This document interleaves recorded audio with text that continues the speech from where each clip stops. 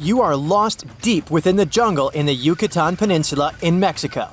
There are strange noises all around you, and to make it worse, the sun is setting. Soon, you'll be alone in the middle of an unknown rainforest. Guess it was a pretty bad idea to come looking for El Dorado on your own, wasn't it? You keep walking as fast as you can, when suddenly, wait! What's this you're seeing? It looks like large stairways made out of stone. This definitely doesn't look natural, so you take a picture. Maybe you didn't strike gold, but you might have just found something relevant.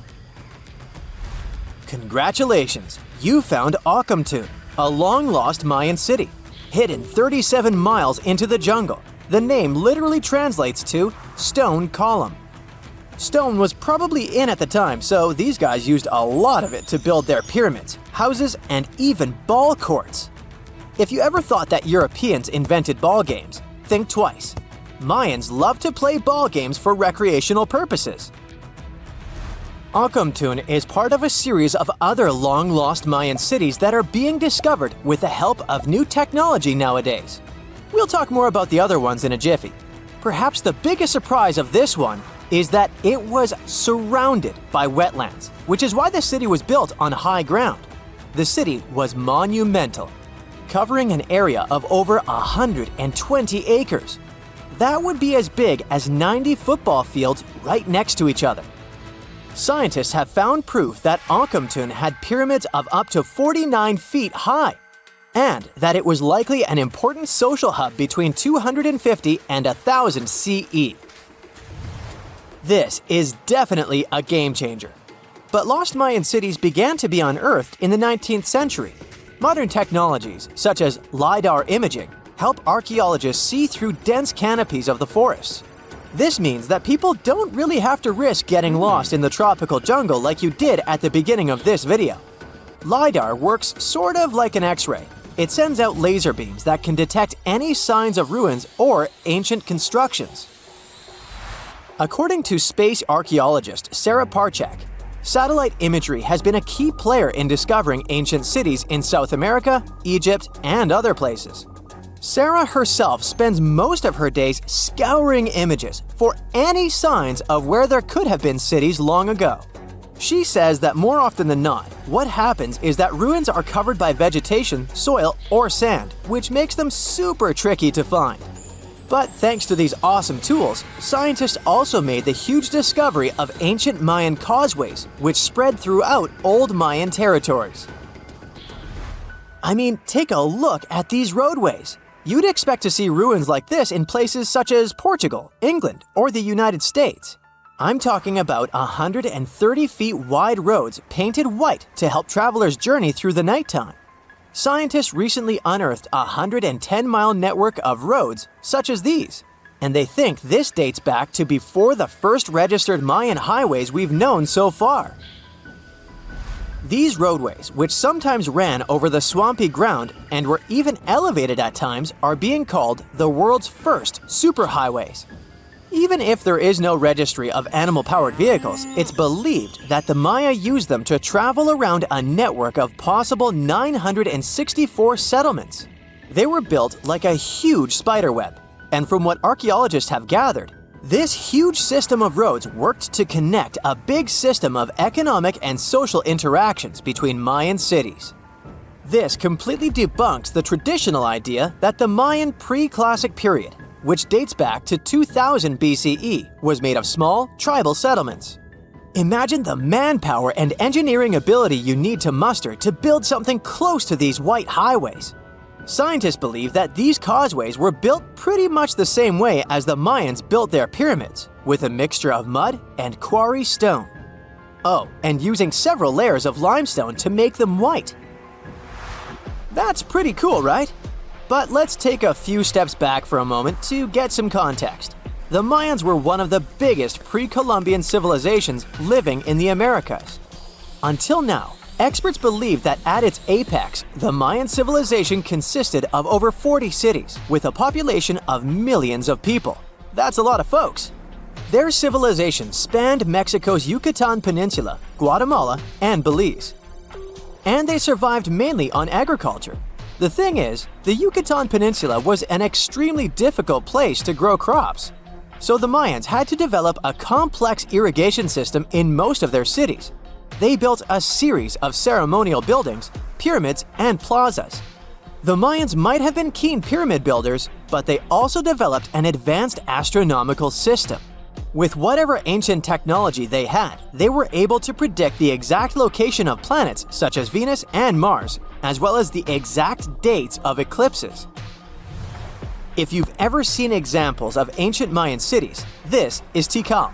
Located at the heart of the Guatemalan jungle, Tikal is believed to have been the capital of the ancient Mayan conquest state. At its height, it was comparable in importance to cities such as London or New York in today's world. It's composed of a series of complex monuments. The North Acropolis is one of Tikal's most ancient complexes of monuments. Built solely by human hands around 350 BCE, it served as the resting place of kings and chiefs. Its monuments are up to 200 feet high. Back in the day, the step pyramid temples were painted a beautiful red. Mayans loved that color. Today, of course, you'll only see the limestone. Then there's Chichen Itza.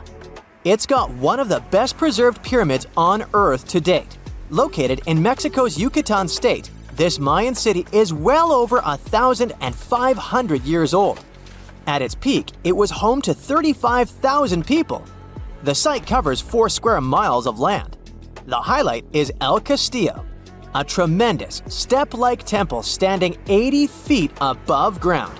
Its most peculiar feature is that it has 91 steps up each of its 4 sides, including the upper platform, which makes for 365 steps, the same number of days as the solar year.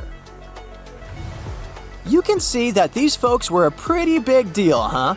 That's why nobody can really understand what happened to them. There's a big lack of evidence on the decline of this almighty empire. What could have been the cause of their demise? Was it a drought? New research in 2017 did bring some new discoveries into the mix.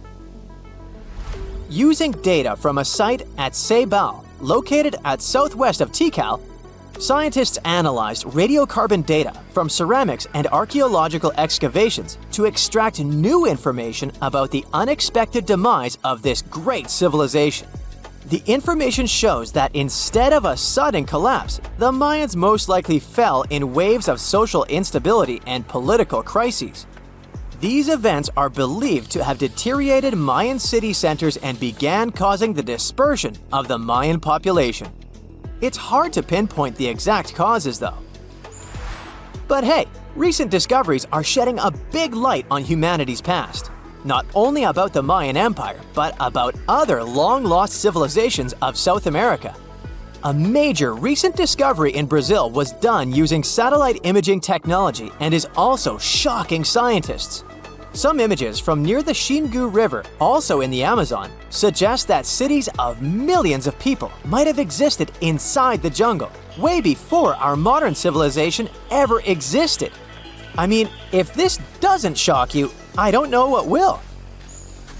Satellite imagery also detected a network of trenches dating back to 200 and 1200 CE in the Bolivian Amazon forest. These proofs suggest settlements that could have supported around 60,000 people right in the middle of the Amazon forest. When researchers from the University of Florida went on ground to check the satellite information, they were shocked to find several mounds that were accompanied by ditches and geoglyphs. Archaeologists also found remnants of carefully designed walls centered around plazas, much like the type of construction done by the ancient Mayans. Back in December 2012, a lot of people were freaking out over the idea that the world might end in some catastrophic event. And it was all thanks to the famous Maya calendar. This ancient way of tracking time had been the subject of endless speculation. But one of its biggest mysteries was definitely an 819-day count found in some versions of the calendar. No one could explain why it was there or how it worked, until recently, when a group of researchers from Cambridge might have finally cracked the code. First things first, how does the Maya calendar work? So the system the Maya civilization used to track days was based on something we now call the calendar round. Think of it like 3 interlocking gears. These are 3 cycles working together. The first is a 365-day solar year, known as Hab. The second is a cycle of 20 names. And the third is a cycle of 13 numbers, which forms a 260-day sacred calendar, called Solkeen. Just like we'd say something like December 25th, 2025, they named their days based on how these 3 cycles lined up. For example, here we have the day 3 Manik and the 14th of the month Hop. It takes 52 years for the 3 cycles to align in the same way again. After that, the days start repeating. But this is where things start to get more complicated and mysterious. On some Mayan monuments, we have also found enigmatic inscriptions pointing to the existence of another cycle, the 819-day count. There are about 20 examples of these inscriptions, mostly found in places like Palenque and Yaxchilan in Mexico. So it didn't seem random at all, and this calendar must have been hiding a big secret. Early research showed that the 819-day cycle was represented by one of 4 colors and the cardinal directions associated with them. Black was tied to the west, red to the east, white to the north, and yellow to the south. Researchers also discovered that this period of time could be broken down into 3 smaller cycles. One of 9 days, one of 7 days, and one of 13 days. Multiply them together, and you'd get 819 days. Pretty cool, but why did they do that? This color scheme and the 3 cycles seemed like a basic level of interpretation, and experts were pretty sure its real purpose was still hidden from us. Another thing researchers noticed is that this strange count of days was mostly shown using a Y glyph, followed by a number. But in some cases, they also added a glyph representing Kawil. This was a powerful Maya deity, often associated with creation and lightning. He was usually symbolized by a torch coming out of his forehead, representing the spark of life. But in the 90s, a study suggested that when Kawil's inscription showed smoke and fire coming from his forehead, it could actually represent the planets Jupiter or Saturn, or maybe even both. Wait, that means that the 819 days count could be linked to both planets in some way. From there, research focused on figuring out what that link might be. The first conclusion is that this calendar might have helped the Maya track the movements of those planets in some way. Then they started noticing something interesting. These cycles could be specifically tied to the synodic periods of Jupiter and Saturn. By synodic periods, we mean the time it takes for a celestial body, like a planet, to return to the same or nearly the same position as seen from Earth. While this possibility was pretty exciting, something didn't quite add up. Each planet moves very differently, and trying to fit multiple planets into an 819-day span just didn't seem to work. In other words, this 4-part color-coded calendar system was simply too short to align perfectly with the synodic periods of the visible planets. So it looks like we're back to square one. This mystery had people scratching their heads for ages, until 2023, when specialists realized they might have been looking at it all wrong. Researchers actually needed to shift their perspective. Instead of seeing this system as 819 days, they needed to consider the number as representing timelines. And this period of time could be just a small part of a much, much bigger calendar. You see, as we said earlier, this cycle seemed to track the period when a planet became visible to people on Earth. To prove that these 819 cycles were timelines, not actual days, researchers needed a planet that could serve as a starting point to back up their theory. In this case, it was Mercury. And there's a pretty simple reason for that. Mercury's synodic period is 117 days, which fits perfectly into the calendar count. I mean, if you take 1819 and divide by 117, you get the number 7. So, Mercury is the only visible planet whose synodic cycle fits neatly into this period as whole numbers. Perfect. Now they had a solid starting point. From there, they needed to expand the calendar by increasing its length to 20 periods of 819 days. Suddenly, a pattern emerges. And just like that, all the synodic cycles of the planets fit perfectly into the system. For example, Saturn's synodic period from 378 days lines up perfectly after 6 819-day cycles. Venus aligns every 5 cycles. Jupiter every 19 cycles. And Mars, which takes the longest, needs 20 cycles. In other words, it takes about 45 years for Mars to align with the synodic periods of all visible planets.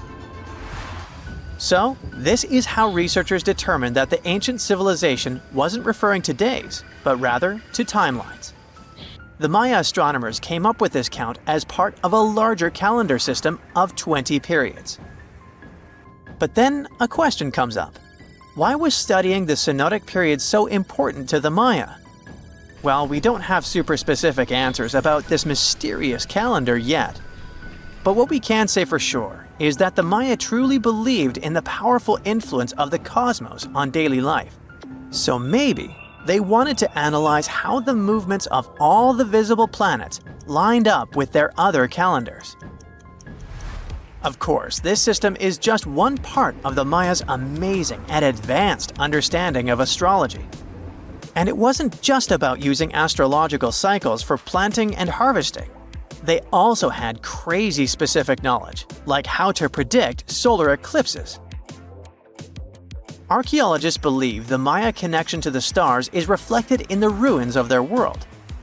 Take the famous pyramid in the ancient city of Chichen Itza, located in Mexico's Yucatan Peninsula. If you look closely at the base of its staircase, you will see a snake's head carved in stone. But here's the coolest part. During the spring and fall equinoxes, when day and night are exactly the same length, the sun casts sharp, triangular shadows on the staircase. It creates the illusion of a snake slithering down the steps. Another example of how they use their knowledge of astronomy in their temples is in Tikal, Guatemala. Built around year 1 of the Common Era, this pyramid is considered one of the Maya's earliest astronomical complexes. And its alignment and orientation allowed them to track and calculate solstices and equinoxes with incredible precision. The Maya were skilled skywatchers. Just like we have modern-day high-tech observatories with round domes, they had something similar. Meet El Caracol. The name means snail in Spanish and refers to the spiral staircase inside the tower. Built around 906 Common Era, it was the perfect place to observe all the changes in the sky and track the movements of the sun, moon, planets, and stars. Unlike us today, with our telescopes, satellites, and advanced tools, the Maya relied entirely on naked eye observation, and that makes their achievements even more incredible. Can you pronounce this name of the Aztec capital city? Yes, it's quite difficult to say in English and above my pay grade. Okay. It's Tenochtitlan. And Mayan cities are hard to pronounce too. Consider Jaxchilan. They must be part of the same language, right? Well, not really. The Aztecs and the Mayas were among the most famous Mesoamerican peoples. That's present-day Central America. But they didn't speak the same language, and they weren't even the same civilization.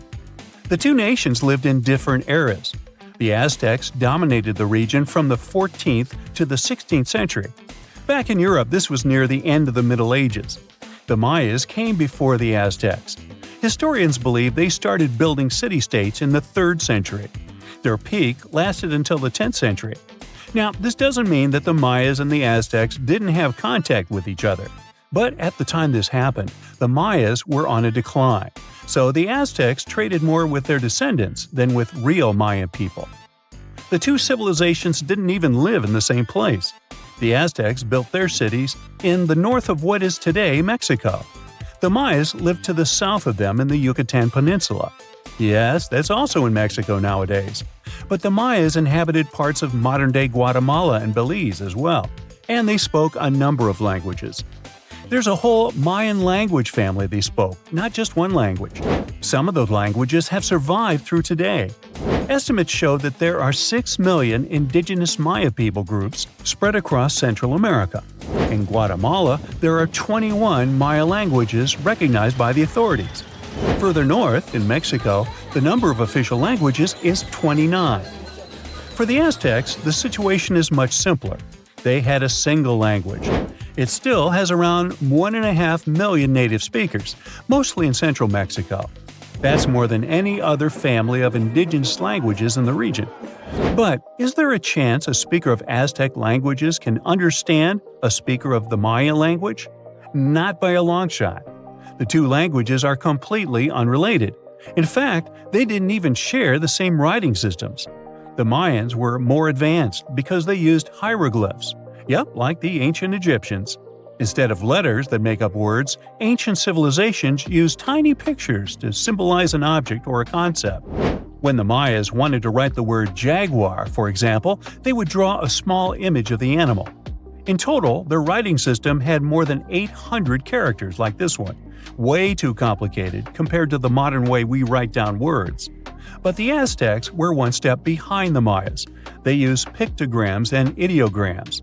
Simply put, these are elaborate drawings that mark an object, animal, or concept. Compared to Mayan hieroglyphs, they aren't simple symbols anyone can draw, but true masterpieces of visual art. Only highly skilled painters could draw them. I don't say write because, technically, the Aztecs didn't have a writing system. So you could say that the Mayas were more advanced when it came to language. After all, they had the only known fully developed language in the Americas before the arrival of Europeans. But in terms of culture and economy, the two societies weren't that much different. Neither of them used work animals for agriculture and transport. The main crop for both peoples? You guessed it, corn. What they called maize. Christopher Columbus was the first to transport corn back to the old continent in 1493. The Mayans also cultivated sunflower, vanilla, and cotton. The Aztecs produced chili, beans, and squashes. When it comes to meat, the Aztecs were happy to catch fish and shrimp. The Mayans penned turkey, just like we do with chicken today. The Aztec society consisted of nobles and commoners, all led by an emperor. The Mayas mostly lived in independent city kingdoms, ruled by a king and his royal household. There were no wheeled vehicles in these civilizations. Aztec merchants traveled across Mesoamerica carrying goods on their backs. Not the most comfortable mode of transportation, definitely. We shouldn't think of Aztec roads as the ones we have today. They were narrower because they saw only foot traffic. Mayas used a similar road system that also included canoes. They wouldn't travel far from the coast, though. They carved out these vessels from large tree trunks. An average Mayan canoe was 50 feet long. That's the length of a modern-day yacht. The goods these Mayas traded ranged from salt to pearls. They considered meat a luxury good, together with gold, copper, and turquoise. And can you guess the currency of Mayan merchants? Let me give you a hint. It wasn't metal and paper like it is today, but cocoa beans. They had a fixed market price, which made them the ideal payment option. The situation in modern societies is not much different. Around 2/3 of all countries have pegged their currency to the US dollar. For Mesoamericans, cocoa beans were their green banknotes. The Aztecs used the same exact currency, but with a twist. They had something called axe money. One axe was worth 8,000 cacao seeds. I bet their exchange offices were fun places to work. When it comes to minerals, jade was highly esteemed in both cultures. The Mayas and the Aztecs made tools and ornaments from it. These peoples believed jade brought beauty and long life to the person who wore it. Their jade mines were located in present-day Guatemala. And remember that city from the beginning that we could hardly pronounce? The founding of the Aztec capital gives an insight into the belief system of the whole nation. According to legend, the Aztec deity told them to build a city in the place where an eagle sits on a cactus with a snake in its talons. They saw this happen on an island in a lake. This is where they built the city. If you want to find it on the map of Central America today, look for Mexico City. That's the site of an ancient Aztec capital. It even got its name from the ancient nation, because Mexica was an alternate name for the Aztecs. They constructed the city on small artificial islands. It was slightly bigger than the surface area of London Heathrow Airport. The Mayas didn't have a capital city as we know it today. Their civilization spanned across 40 cities. These settlements had a population of 5 to 50,000 inhabitants. Today, these sites could be classified in terms of size as small American towns.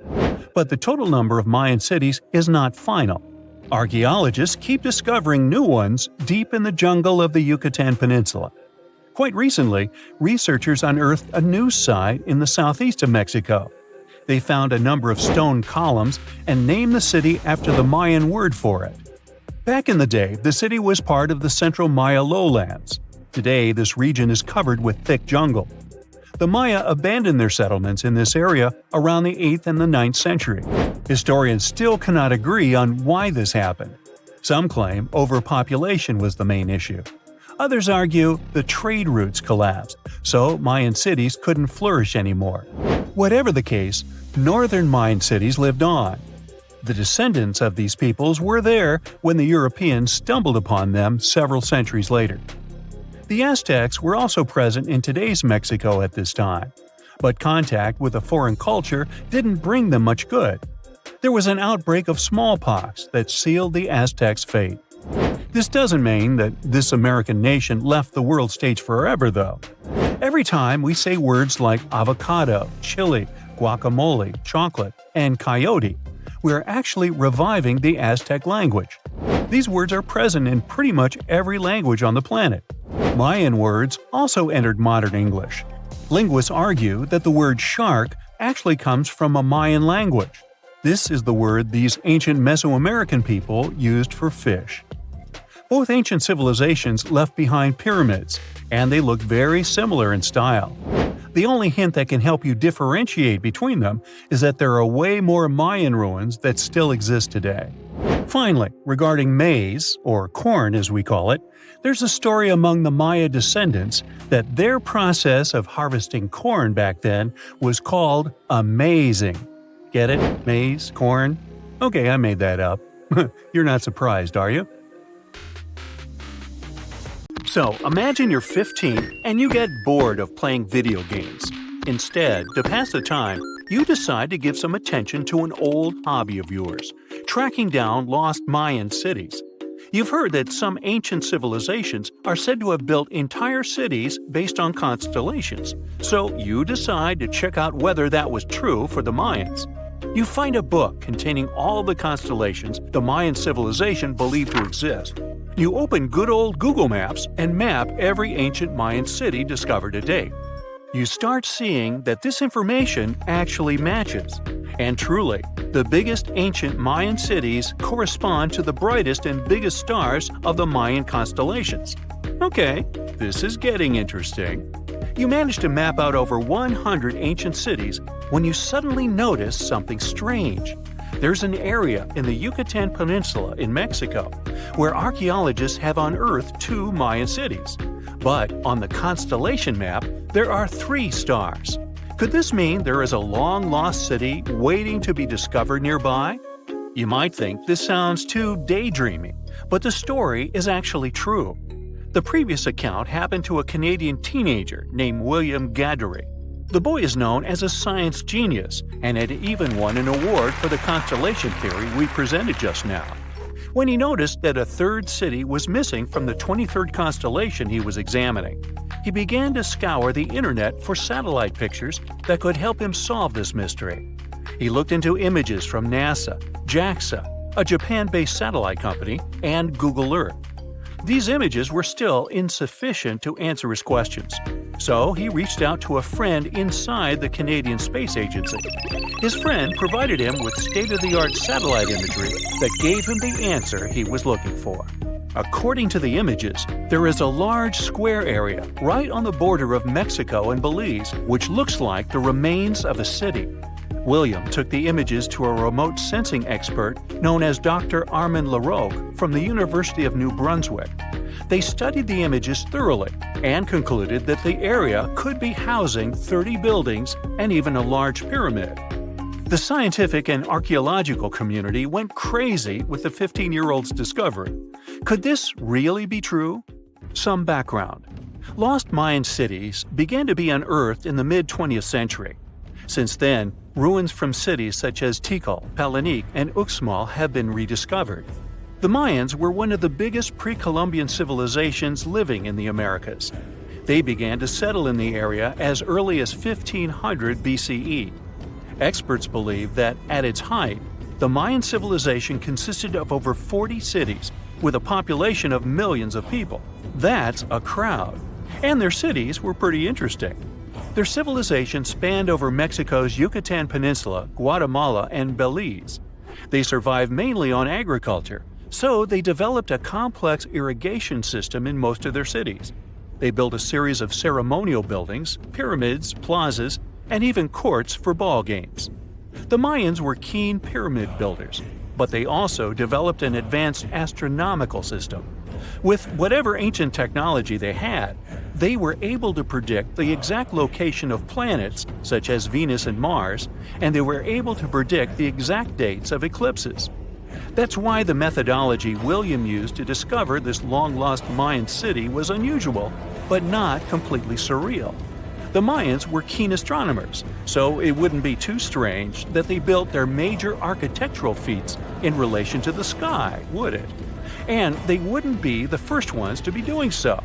There is a famous fringe of Egyptology dedicated to studying how the Giza pyramids were built in perfect alignment with the Orion constellation, meaning that each pyramid was purposely built to align with one of the major stars of Orion's belt.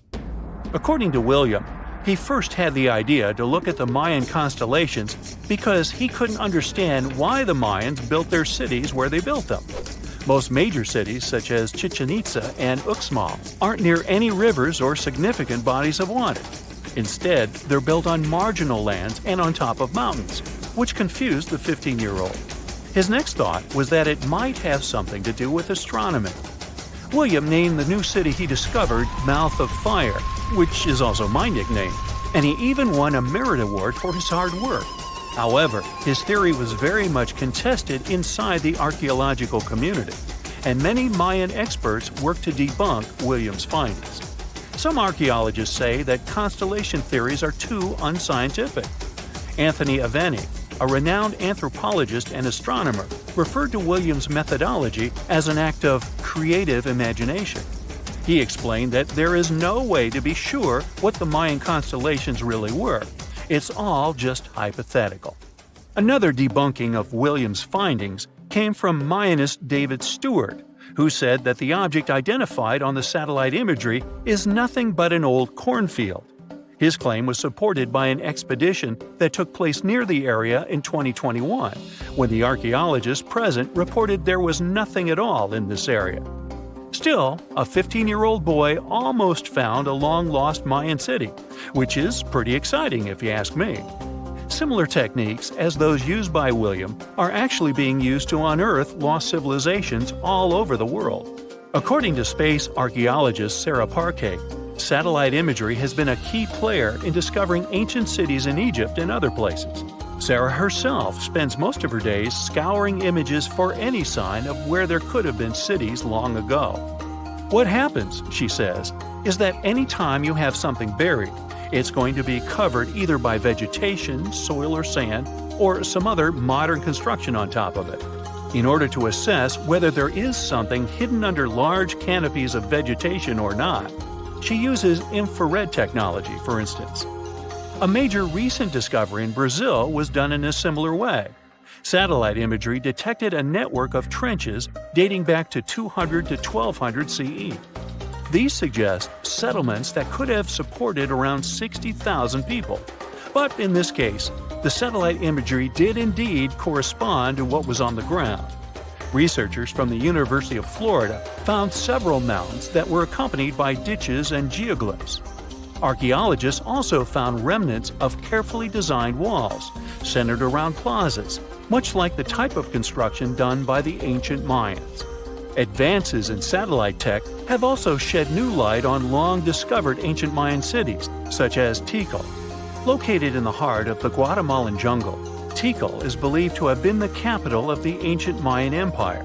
At its height, it was comparable in importance to cities such as London or New York in today's world. It was composed of a series of complex monuments, many of them believed to have been the resting places of kings and chiefs. Tikal is already known to have been big, but recent discoveries show it could have been even 3 times larger than what scientists originally believed. The main discovery revolves around a fortification on the outskirts of the city, indicating how far the original city stretched. And new discoveries still take place. In 2017, researchers also unearthed new clues regarding the potential causes of the decline of the Mayan civilization. Using data from a site in Seawolf, located 62 miles southwest of Tikal, scientists analyzed radiocarbon data from ceramics and archaeological excavations to extract new information about the sudden demise of this great civilization. The information shows that, instead of a sudden collapse, the Mayans most likely collapsed in waves of social instability and political crises. These events are believed to have deteriorated Mayan city centers and began causing the dispersion of the Mayan population. Well, it seems like it's a prime time to uncover ancient ruins. What do you say? Will you give it a try as well? You know, a lot happened in the first millennium CE. Sure, we're talking about 1,000 years worth of human history. If you'll remember from school, you'll know it was the time of the rise and fall of the Roman Empire. It was when humans saw the transition to the intense times of the Middle Ages. And some say it was the apex period of the Mayan civilization, all the way in Mesoamerica. But thanks to top-notch technological advancements, we can look at history a lot differently today. You see, archaeologists have found actual proof that the Mayan civilization may have started way before we think it did, and that since the beginning, their civilization was far from simple. To find out more about this, you'll have to tread deep into the Guatemalan rainforests. Are you down for the ride? Rainforests are dense and difficult to access. If you were an archaeologist, I'm betting you'd find them quite threatening as well. That's actually one of the reasons why we've been kept in the dark for so long when it comes to the truth about the Mayans. But take a look at this. You'd expect to see ruins like this in places like Portugal, England, or the United States. I'm talking about 130-foot wide roads, painted white to help travelers journey through the nighttime. For scale, these roads were about half the size of an American football field. Huge, huh? Scientists recently unearthed a 110-mile network of roads such as these, and they think this dates back to before the first registered Mayan ruins we've known so far. These roadways, which sometimes ran over swampy ground and were even elevated at times, are being called the world's first superhighways. Even if there is no registry of animal-powered vehicles, it's believed that the Maya used them to travel around a network of possibly 964 settlements. They were built like a huge spider web, and from what archaeologists have gathered, they worked as an implied system of economic and social interactions. This completely debunks the traditional idea that the Mayan pre-classic period, which dates back to 1000 to 350 BCE, was made of small tribal settlements. Imagine the manpower and engineering ability you need to muster to build something close to these white highways. Scientists believe that these causeways were built pretty much the same way as the Mayans built their pyramids.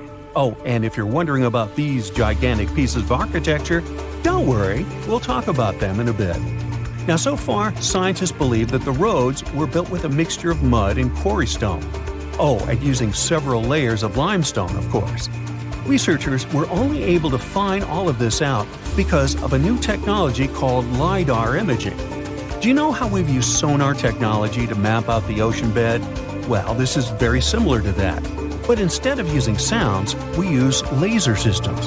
This mapping system allows researchers to see through and beyond the thick canopies of forests. It's like we have X-ray vision. This is definitely a game changer. But lost Mayan cities began to be unearthed in the mid-20th century. And since then, ruins from cities such as Tikal, Palenque, and Uxmal have been rediscovered. But let's take a few steps back for a moment to get some context. The Mayans were one of the biggest pre-Columbian civilizations living in the Americas.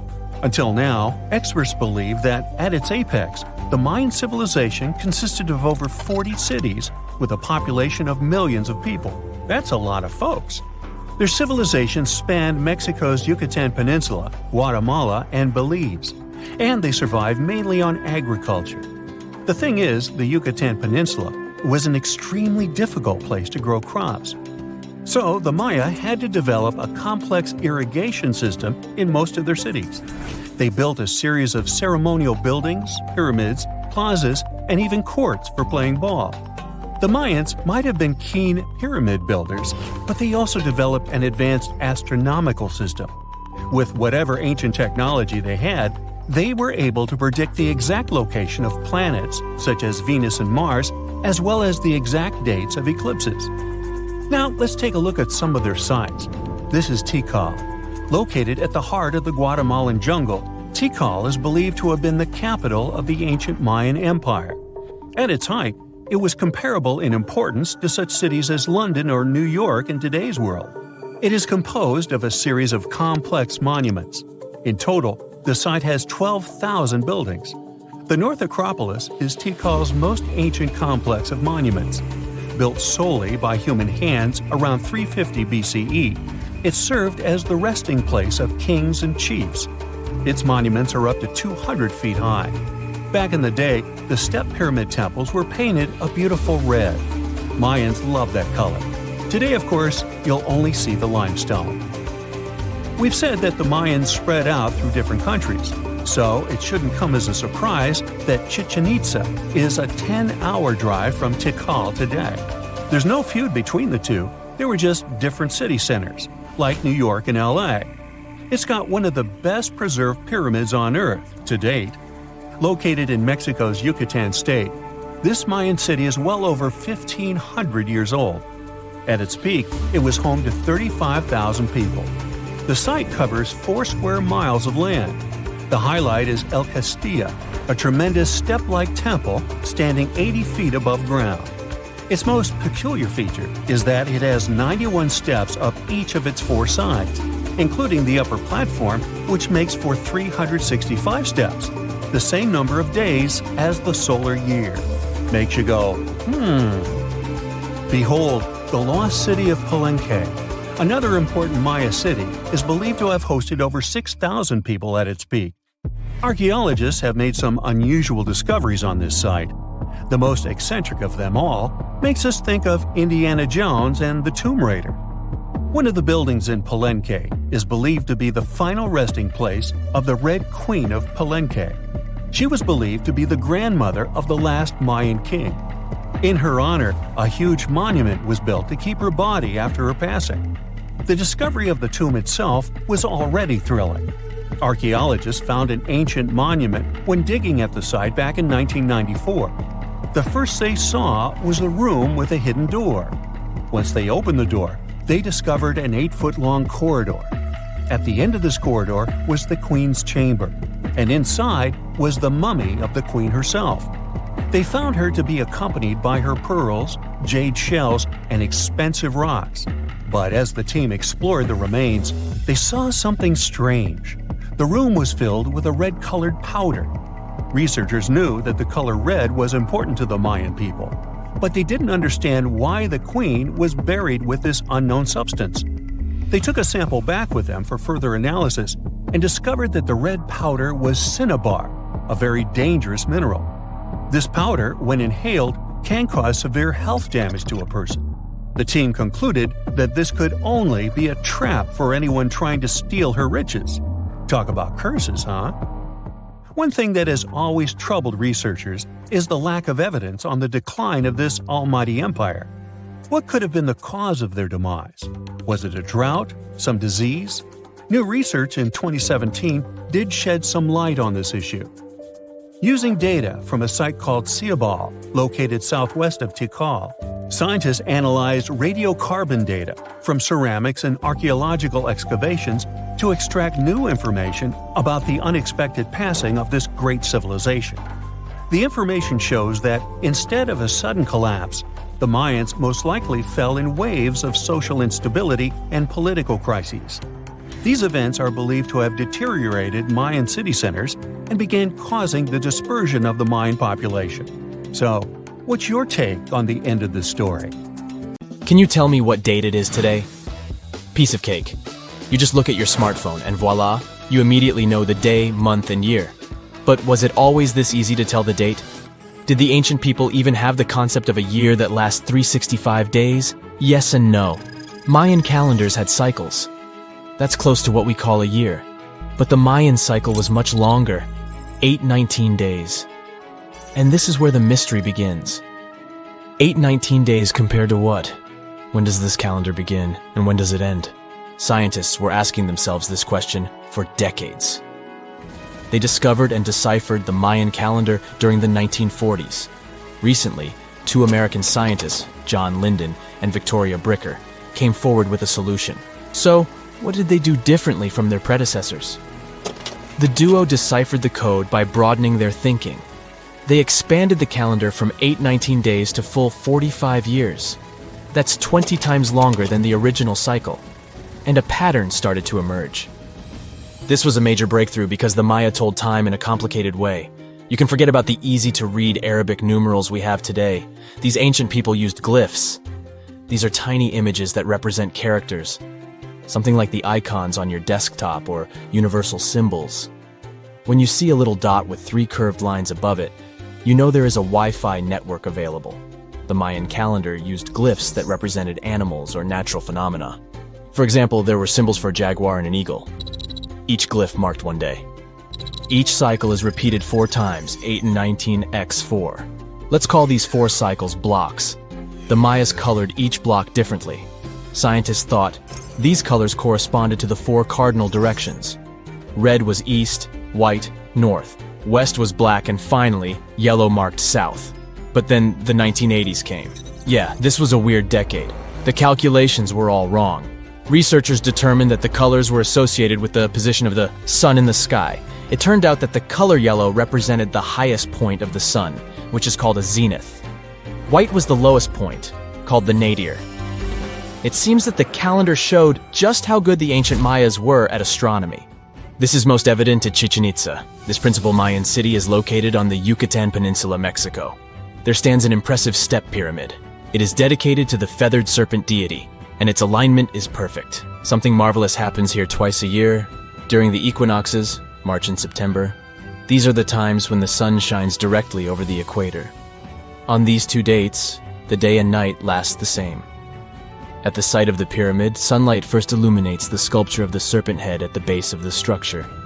Then it makes its way up the 91 steps. This creates the illusion that a snake is slithering down the pyramid. Even today, people gather to witness the sight. And it must have been more impressive when the Mayas completed the structure 1050-1300 CE. Do you know what a synodic period is? Neither do I. But Mayan astronomers did. A synodic period is the time that passes before a stellar body does a full lap. For example, this is the period between 2 full moons. When you look from Earth, this period lasts roughly 30 days. And the Mayas were looking at the skies non-stop. They carefully noted the synodic periods of all planets. From Venus to Saturn, these ancient astronomers kept records of nearly all celestial bodies. But what does this have to do with their calendar? The American researchers' calculations revealed the link. Let's take the planet closest to the sun as an example, Mercury. Its synodic period is 117 days. Multiply that by 7 and you get which number? Exactly 8 to 19, 117 x 7 equals 819. Coincidence? Definitely not. Because synodic periods of other planets also neatly match the magical figure 819. But this is not visible from a single Mayan cycle. Scientists had to expand it several times to discover the pattern. There is a reason why no one could decipher the code for so long. They were focused on a single planet. The trick was to add the Mayan calculation for all the planets. Researchers just needed to see the bigger picture. This brings us to the year 2012. Can you remember that some people thought that the world would end on December 21st? That turned out to be a bust. We are alive and well now. But what started this false rumor? The Mayan calendar, of course. You see, these ancient people based their calendar on long periods of all the planets. That included a lot of complicated math and a lot of multiplying. This 2012 was simply the time when their cycle ended.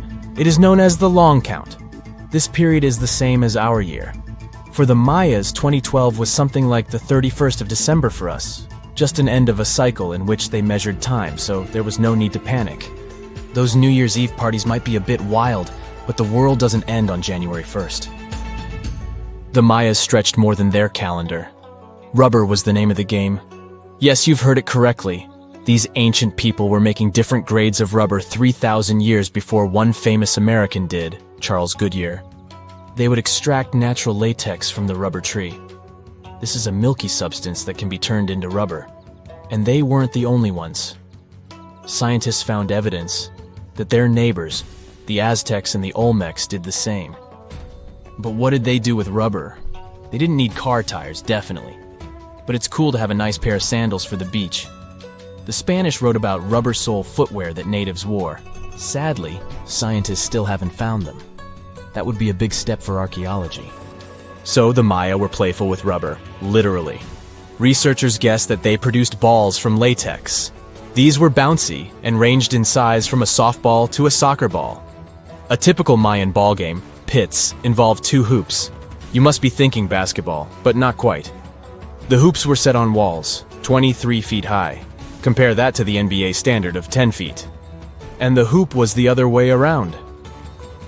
There is also a sweet side to the story of the Mayas.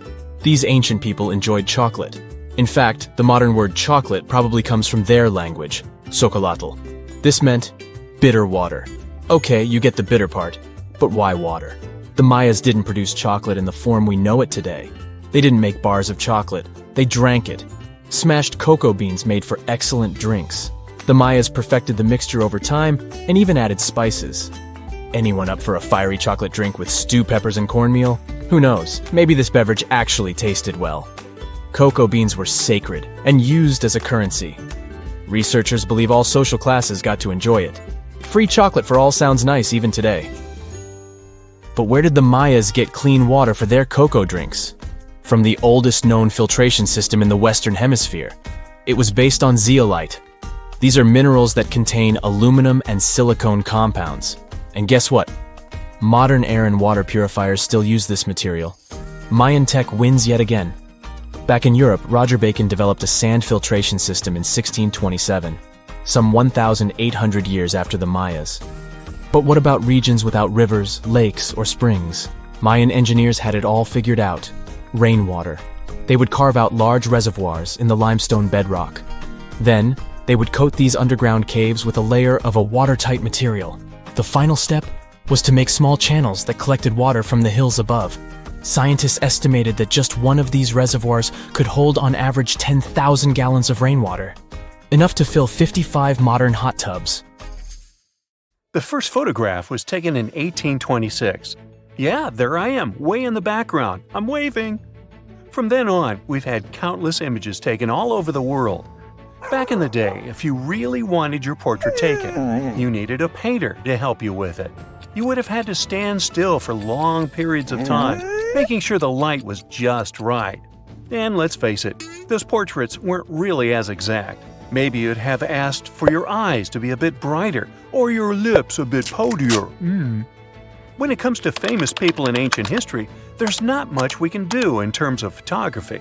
It's simple, there aren't any pictures or famous ancient people. We can try to imagine what they look like based on their paintings or on texts written about them by highly regarded scholars. Fortunately, more and more as years go by, this lack of knowledge will become a thing of the past. Enter forensic facial reconstruction. With the help of this amazing science branch, We can now have a better understanding of what ancient celebrities look like. But how are scientists able to do that, you might ask? Go ahead, ask. Turns out that a person's skull can tell a lot about their appearance. Everything from the brow bone to the distance between the eye sockets can showcase a realistic profile. Even the nasal chamber or the shape of one's chin can influence how your face will end up looking like. It's like the skull is a blueprint for the face. Using these bones, artists and forensic anthropologists can work together to reconstruct your appearance through the magic of forensic facial reconstruction. It's like real-life detective work, but with more clay and less drama. Now, I guess you're thinking, how correct can these reconstructions really be? Well, the finished product may not reflect all the details, sure. You can't tell a person's eye color or skin tone just by studying the skull. Facial hair is equally hard to tell, and if you have plump cheeks that make you look so cute, your skull will never tell the secret. But even with those limitations, facial reconstruction can still show us what someone in history may have looked like. The process itself is pretty cool. A trained sculptor works with a forensic anthropologist to figure out the skeletal features and build up the facial traits using clay. Anthropologists have to consider things like age, gender, ancestry, and any injuries or tooth loss. Scientists can also do such tasks digitally these days with the help of computers and design software. With all these amazing scientific advancements in mind, did you hear the latest news about King Tut's family tree? Well, apparently his possible father, an ancient Egyptian pharaoh, just got a new face makeover. And let me tell you, he's looking regal and serene due to some digital reconstruction magic. But even though this is the most correct representation of him so far, we still don't know for sure who he really is. This fellow was found in 1907 in the Valley of the Kings, just a few feet away from King Tut's tomb. Scientists have been studying him for over a century and think he might be Akhenaten, King Tut's daddy, and a very important Egyptian ruler for that matter. Still, some experts remain skeptical and say we need more evidence to confirm his true identity. The reconstruction of this ancient pharaoh's face was a months-long project by a group of brilliant scientists in Sicily. They even brought in a 3D forensic artist from Brazil to help out. The new model is different from earlier ones because they wanted to focus on his facial features and not get distracted by his hair, jewelry, or other bling. On the same note, make way for this latest fashion icon. No, it's not some famous model. It's a hunter-gatherer woman who lived in Sweden 7,000 years ago. And boy, is she fierce-looking in her new reconstruction. She's rocking a feather cape, a slate necklace, and a belt made from 130 animal teeth. Talk about being fashion-forward or backward. Plus, her dark skin is painted with white patterns, making her look like a true work of art. But don't be fooled by her stunning appearance. This woman was more than just a pretty face. She was buried upright in a location dating back to 5500 BCE to 4600 BCE, and her rich jewelry tells us that she was important in her local community. Thanks to the work of an archaeologist and sculptor, we can now see what this ancient woman looked like. They used a CT scan of her skull to piece together her face muscle by muscle, creating a unique expression. It's like making eye contact with the past. While we may never know for sure what her role was in her community, her intricate surroundings suggest that she held a special place for her people. Now, Otzi, the 5,300-year-old mummy from the Alps, also got a new makeover thanks to this amazing technology. He didn't go to a plastic surgeon if that's what you're thinking. Two Dutch brothers used their skills in forensic science and artistry to recreate his face for a new exhibit in Italy. Otzi was found in 1991 by hikers who stumbled across his mummified and frozen remains in the mountains near the Italian-Austrian border. He's been around longer than Stonehenge or the pyramids of Giza. And now, thanks to the two skillful brothers, we finally know what he looked like. They used 3D images of his skull to recreate his face. A photographer also documented the whole process for half a year. Earlier research shows he passed away from a wound caused by an arrow. He was left in a protected area high up in a cold glacier region, so his body was preserved in the snow. He is now safely kept in a refrigerated cell at the museum, which mimics the wet, cold glacial conditions that kept him preserved. They even have a unique cooling system that makes it possible for the mummy to be displayed. Otzi's last birthday was his 46th, which was a pretty ripe old age for his time. He was about 5 feet 3 inches tall and weighed around 110 pounds, so he was on the smaller side. But hey, size doesn't matter when you've been around for over 5,000 years. King Henry VII got a digital makeover as well, and boy does he look good. A graphic artist used a mask of Henry VII's dating from 1509 to create an impressive and realistic reconstruction. Why a mask, you might wonder? Well, before photography, people used wax masks to preserve someone's likeness more accurately than paintings or illustrations. And let me tell you, the restoration of this Henry was a game changer. Henry VII was the King of England from 1485 to 1509. A depiction of him, which can be found at Westminster Abbey, was already lifelike, but the new digital reconstruction takes it a step further. It took the team behind it about 2 months to complete, using a combination of software, custom algorithms, and really tedious image adjustments that were done manually. The project started with a high-resolution image of the mask, which was then used to create a 3D model of the subject's face. From there, the lighting was designed. Lastly, facial markings and hair were added. But what's even more fun is that a beard was added to Henry VII's face too, since men during that era were commonly bearded, wore a beard. We'll never know for sure if he was bearded or not, but it's a hilarious touch that adds to the character of the reconstruction.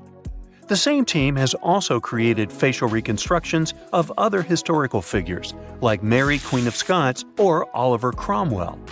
These masks are like secret passages to another time, if you think about it. It's amazing how technology can take us back thousands of years to see faces we've only imagined. And who knows, maybe in a few hundred years, someone will recreate our faces from a selfie we took. The story goes that 2 Mayan twin boys loved to play ball. Sure, they were really good at it, but they also made a lot of noise when playing. The lords of the underworld soon became bothered by the sound and summoned the 2 boys to the underworld, a place the Mayans called Xibalba. As soon as the boys reached their gloomy destination, the lords of the underworld began putting them through a series of tests. Soon enough, the inexperienced twin boys failed the tests and lost their lives.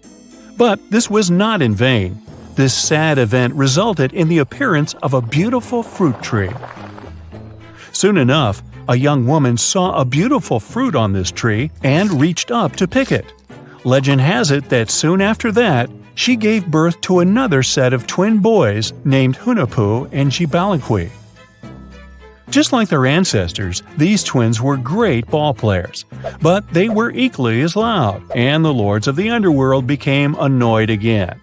They decided to ask this pair of twins to come to play a game in the underworld, hoping to get rid of them too. When the twins arrived, the Lord sent them through a number of frightening places. The first one was the House of Gloom, which was very dark. They then passed through the House of Knives, where they had to avoid getting injured. The twins then built a fire in the House of Cold, so that they didn't freeze, and ran through the House of Jaguars, where they tricked the animals into not eating them. Finally, they entered the House of Bats, where they seemed to have lost their luck. One of the bats managed to run off with Hunahpu's head. The lords then challenged the twins to play ball with them, but the boys were clearly at a disadvantage. Xibalba placed a turtle on Hunahpu's shoulders to make up for his lost head, and they began playing. As the lords became distracted by an animal near the court, Xibalba stole his brother's head and placed it back in its place. Much to the annoyance of the lords, the twins were now able to tie the game. Hunahpu and Xibalba continued to perform a series of tricks for the lords of the underworld. One of them involved Xibalba injuring Hunahpu and then bringing him back to life. The lords were so impressed by the twins' performance that they asked them to do the same trick on them. Of course, the twins agreed, but after performing their trick on some of the lords, they refused to revive them. Seeing what had happened, the lords of the underworld admitted defeat and begged for their lives, promising not to intervene in the lives of people ever again. Hunahpu and Xibalaqui were happy to have avenged their ancestors and gained the respect of the lords. Legend has it that the lords of heaven were so impressed by the twins that they took them to live in the sky by turning them into the moon and the sun. The Maya civilization was one of the most dominant indigenous societies in history, and their folklore and traditions are still discovered and studied today. They used to live in a territory called Mesoamerica. It was made up of modern-day Mexico and parts of Central America like Guatemala, Belize, Honduras, Yucatan Peninsula, and El Salvador. They lived from 1800 to 900 BCE and up to 900 to 1500 CE. Apart from their impressive legends, the Maya were very skilled inventors. They're known for their calendars, writing systems, farming methods, and sports. Their writing, for example, was found preserved on buildings and stone monuments, as well as in rare books and pottery. It's a system made out of more than 800 hieroglyphics in various combinations. Each of those signs was said to represent a syllable. Their writing system was deciphered by accident by Tatiana Proskorakov, an American woman who initially studied to be an architect. Since she didn't find a job in her field, she eventually became a Mayanist in her own right, despite not being academically trained. She was the first to notice that the Mayan upended frog glyph meant birth, and that their toothache glyph meant the date when the king ascended to the throne. It made it easier for scientists to pinpoint birthdays, as well as the names of the rulers of a specific Mayan dynasty. They also invented the concept of zero, which is seen as one of the greatest innovations in mathematics, physics, and human history altogether. Sure, even back then, people understood the idea of having nothing, but the concept of zero as a number is a relatively new invention. A fun fact about Mayans is that they really liked hats. The bigger your hat was, the more important you looked. Not only was it a sort of fashion statement, but it also made them look taller, which was a big deal for their aesthetic. The Mayans also came up with one of the most intricate and complex calendars in human history. It was the first to use zero as a placeholder.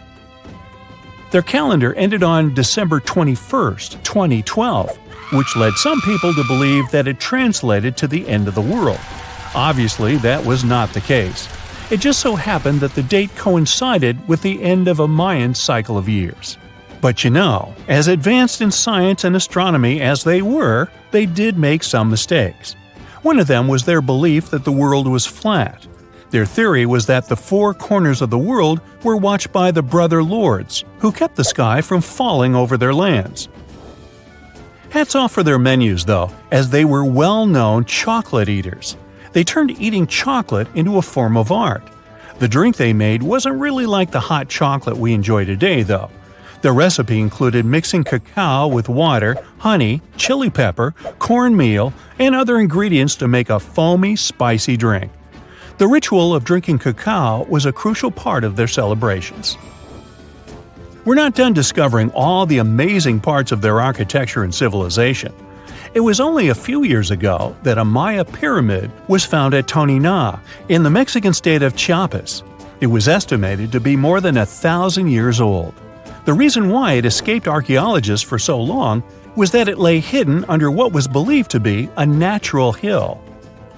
The ruins of two Mayan cities have been recently discovered in the Mexican state of Campeche. Why didn't we find them until now? Well, they were concealed by really thick vegetation, which made it difficult for archaeologists to reach them. The Mayans didn't just disappear. Their descendants are still around today, many of them choosing to live in their ancestral homelands. You can find them in Guatemala, for example, where the Maya people make up the majority of the population. Overall, the Maya ethnic group contains people that speak different Mayan languages, such as Yucatec, Quiche, Quechua, or Mopan. They had no idea what a spa day was, but the Mayans really enjoyed a nice sweat once in a while. Sweat lodges were discovered around ancient Mayan sites. They were built out of stone or adobe. These rooms were an essential part of their cleansing and healthcare rituals. One of the earliest sweat lodges was found in Quello in northern Belize and appeared to date back 3,000 years. One of the most important parts of the Mayan culture was a ball game which they named Pix. It had both political and spiritual significance. We can see ball courts at important parts of Mayan archaeological sites. The main goal of the game was to pass a rubber ball through a very high stone hoop without using your hands. Basically, it was a combination of soccer and basketball. However, it could have serious consequences. The loser could, at times, even lose his own life. Ooh, high stakes indeed. Because of this game and the need for bouncy balls, the Mayan people were some of the first cultures to use rubber. They made it using natural latex. There were different kinds of rubber depending on what natural substances the latex was mixed with. And that, my friend, is the way the ball bounces. Sorry, but you know me, I just couldn't resist. Scientists discovered something Atlantis-like near Australia. There used to be an entire continent that's now underwater. Here's what happened to it. Around 70,000 years ago, during the last ice age, there was a huge landmass called Sahul. It was located in the southwestern Pacific Ocean. This ancient supercontinent connected what we now know as Australia, New Guinea, Tasmania, and the Aru Islands into one giant piece of land. Imagine lush tropical rainforests surrounded by beautiful mountains. Sahul's tallest mountains were in the New Guinea highlands, with peaks reaching over 13,000 feet. This beautiful place was home to a variety of unique animals, most of which were pouched creatures. But back then, they weren't just koalas and kangaroos. Sahul was filled with different types of grazers, burrowers, scavengers, and predators. It was home to a huge diprotodon, a powerful hunter Thiosolio, and a horrifying Megalania, a creature that's much larger than any living lizard today. It was a unique place because the rest of the world was filled with placental animals at the time, like wolves, elephants, and humans.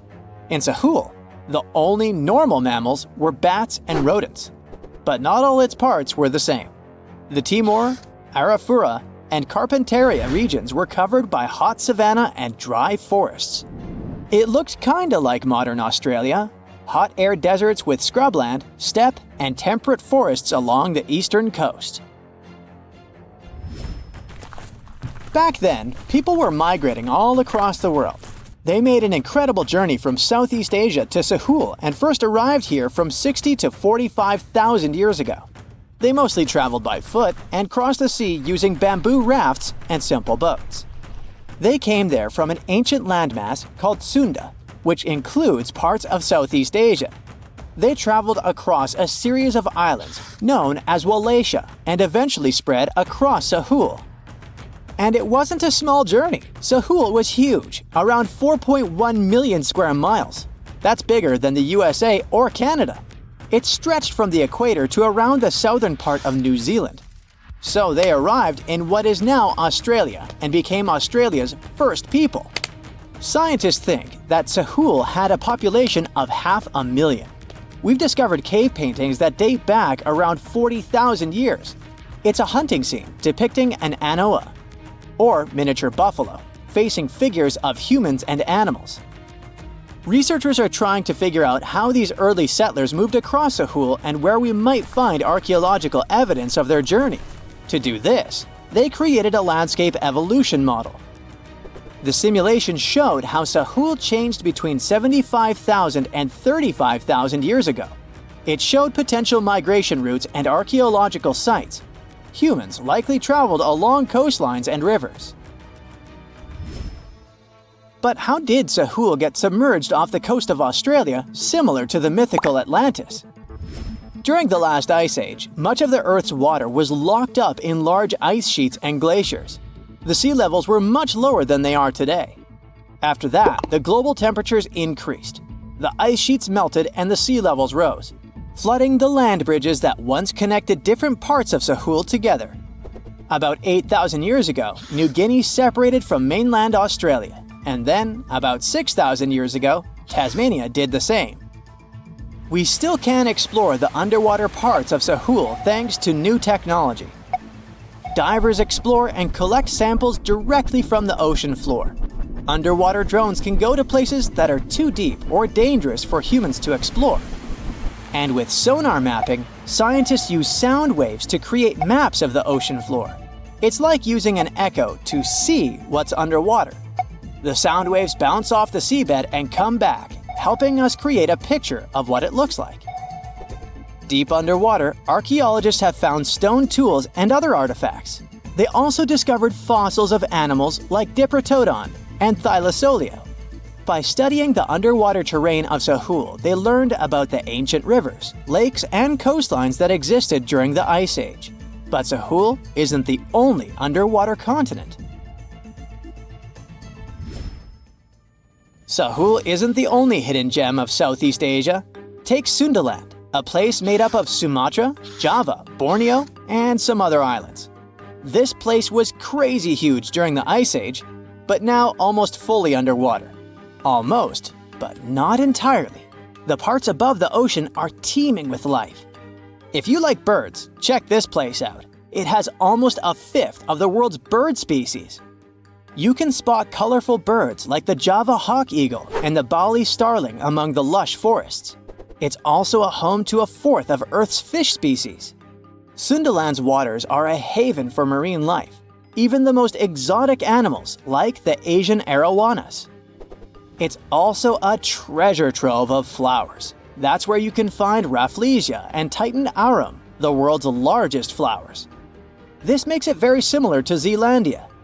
Zealandia is a long, narrow piece of land about half the size of Australia.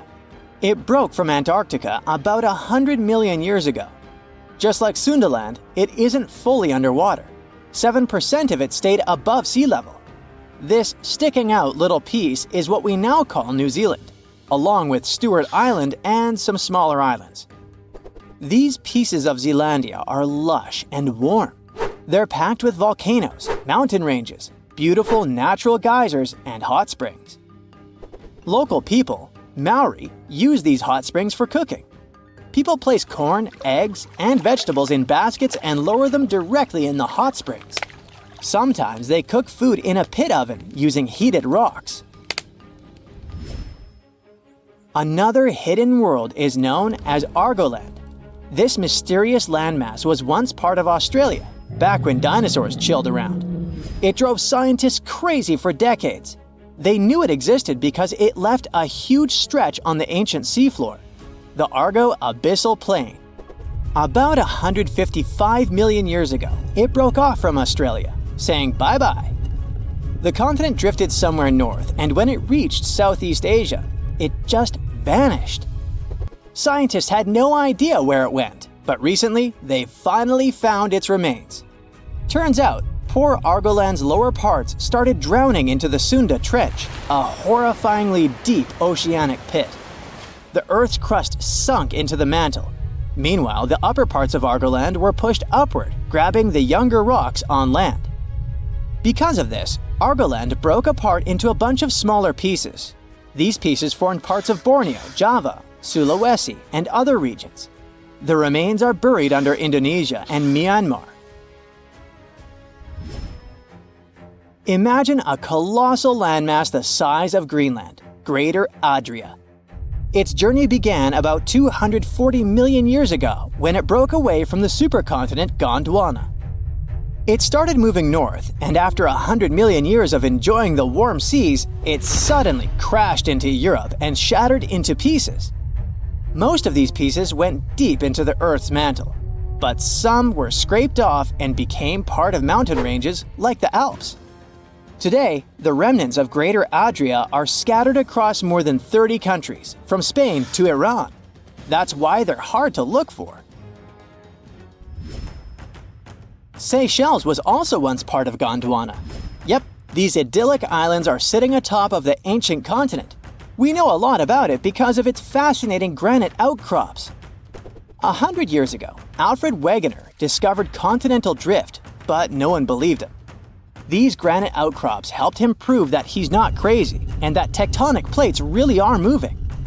The Seychelles broke off from India and Madagascar and eventually became a sad loner in the Indian Ocean. This probably happened because of some insanely active volcanoes in the Deccan Traps. But now, the islands are home to unique species both on land and in the coral reefs nearby. Mauritius broke off from India after the dinosaur wiping. Along its journey, it stretched into a long ribbon-like shape and also broke into pieces. Now it's all scattered beneath the Indian Ocean. Scientists stumbled upon this lost land by studying tiny ancient crystals called zircons. These zircons are like time capsules. They date back an astonishing 660 million to 2 billion years. That's even older than Mauritius itself. These ancient crystals hinted that there's another Atlantis somewhere nearby. Turns out there are hidden continents all around the world, and maybe we'll discover more of them in the future. For more than 3,000 years, the gold mask of Pharaoh Tutankhamun stayed hidden in the Valley of the Kings. This artifact, which stands about 21 inches tall, shows how skilled and artistic the ancient Egyptians were. But nobody expected that X-rays would reveal its biggest secret. King Tut was the last ruler of his family during the 18th dynasty. He took the throne at just 9 years old, but ruled for only 10 years before he passed away unexpectedly. If we're being honest, back in ancient Egypt, he was mostly forgotten by the rulers who came after him. His tomb wasn't a big deal for them, so much so that even the grave robbers forgot about him. It might sound a bit sad, but the truth is that it was actually great news for us. Since his tomb was practically forgotten, it ended up being perfectly preserved. While the other tombs in the Valley of the Kings were looted, his remained sealed and untouched. So, when it was discovered back in 1922, it had over 5,000 precious objects inside. That made Tutankhamun basically an instant celebrity and one of the best-known pharaohs nowadays. Among the treasures was the most stunning piece, his golden mask.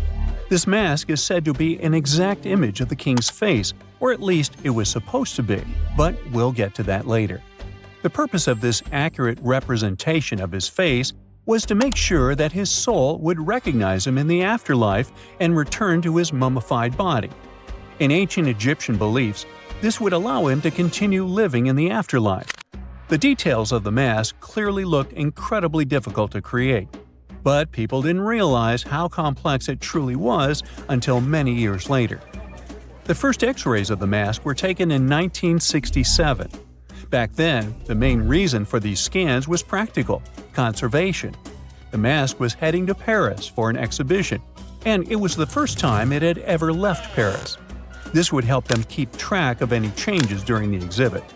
Plus, the images could give clues about how the mask was made, but back then, they probably didn't fully realize just how complex its construction was.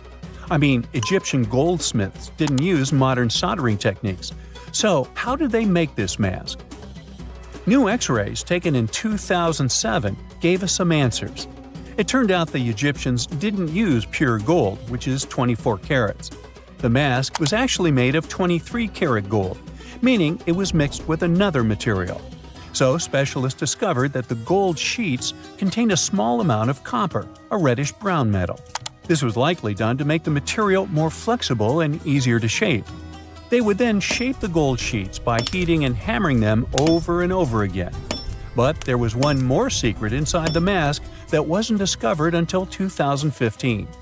The year before, the staff at Cairo's Egyptian Museum were working on the mask display when the long beard of the mask accidentally got knocked off.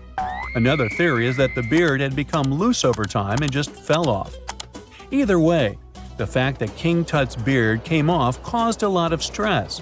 After all, we're talking about one of Cairo's biggest tourist attractions, so the experts had to fix the problem quickly. The restoration process started with a detailed recording of the mask's condition. To do this, they had to take a full three-dimensional scan of the artifact. And, by accident, they found something very interesting in the mask. Inside the royal beard, there is a gold tube, an intriguing structure that the Egyptians likely used to attach the beard to the rest of the mask. And that proved, once again, that the process of making this mask was even more complex than experts thought. But the mysteries don't stop there. Remember how we mentioned that the mask was thought to perfectly represent King Tutankhamun's face? Well, that might not be entirely true. Some popular theories suggest the mask was never meant for him and was actually made for someone else. A study published in 2015 suggested the mask was originally made for a female pharaoh, his supposed stepmother, the famous and beautiful Egyptian queen Nefertiti. The biggest clue comes from an inscription on the mask. At first glance, it seemed to belong to Tutankhamun, but after a close examination, researchers noted that something else was actually written underneath King Tut's name. The royal name stamp seems to have been altered, and originally it had something written on it that translates to Queen Nefertiti. There is another feature of King Tut's golden mask that was overlooked for years, which adds even more mystery. As we mentioned earlier, experts believe he wasn't respected much by the pharaohs who came after him. And one of the clues that made archaeologists think this is the pierced ears on the mask. Some researchers believe that King Tutankhamun wouldn't have worn earrings after he was a kid. So, according to their theory, by the time he passed away at 18, he shouldn't have been represented with pierced ears. This could also support the idea that the mask originally belonged to Nefertiti, or maybe to someone who wasn't even connected to King Tut. But the mask isn't the only source of mystery. In fact, his whole tomb is full of puzzles. Recently, historians found a sign that the place where King Tut was supposed to be buried was changed at the last minute. For years, experts wonder why a pharaoh who ruled for 9 years ended up in such a simple tomb. When compared to the grandeur of other pharaohs' tombs, his tomb seemed, well, a bit plain. The idea that a king like Tutankhamun would have such an unremarkable resting place just doesn't match up with the power and importance he must have had in ancient Egypt. So, what happened?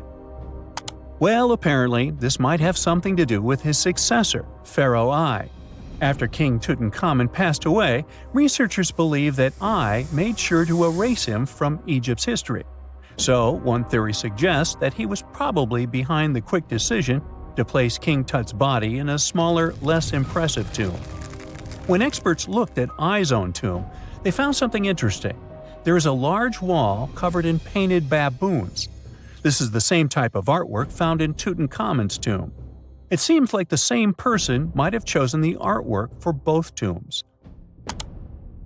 Now, the design and decoration of the two tombs are almost identical, suggesting there was a shared hand behind both. But there is one key difference. I's tomb is fit for a king. It's much bigger and more impressive, even though the style and artwork are similar to what you see in Tutankhamun's tomb. So the theory suggests that I decided what went into both tombs. Since Tut passed away unexpectedly at a young age, his grand tomb wasn't finished in time. Normally, pharaohs start building their tombs while they're still alive to make sure everything is perfect. But Tut passed away when he was just 18, so there wasn't enough time. I may have taken advantage of the situation, ordering a smaller tomb for Tut and keeping a larger one for himself. Experts believe this theory explains why Tutankhamun's tomb is so simple and how I managed to wipe his memory from history so easily.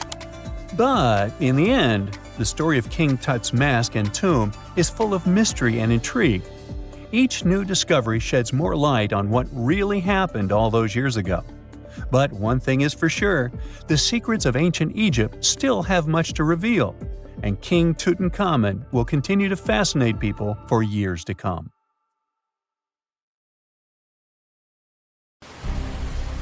It was April 10, 1912. Richard had just departed from Southampton, England, aboard the most famous ship of the time, dubbed the Unsinkable. Since he had just witnessed a near collision with the SS City of New York, he decided to write to his wife and report the unfortunate and frightening event. "My dearest Sal," he wrote, "we got away yesterday after a lot of trouble." Little did he know that a mere 4 days later, both his pen and the ship he was on would be lost forever at the bottom of the North Atlantic Ocean. Was this some sort of bad omen? Did Richard actually foresee what was about to happen to the ship he was on? In case you haven't figured it out by now, Mr. Richard Geddes was aboard the Titanic on the day that he wrote the letter to his wife. On April 14th, 1912, the ship seemed to have been lost forever. Along with it, so many secrets and treasures have settled at the bottom of the ocean. It took until 1985 for the Titanic's wreck to be finally rediscovered using state-of-the-art sonar technology.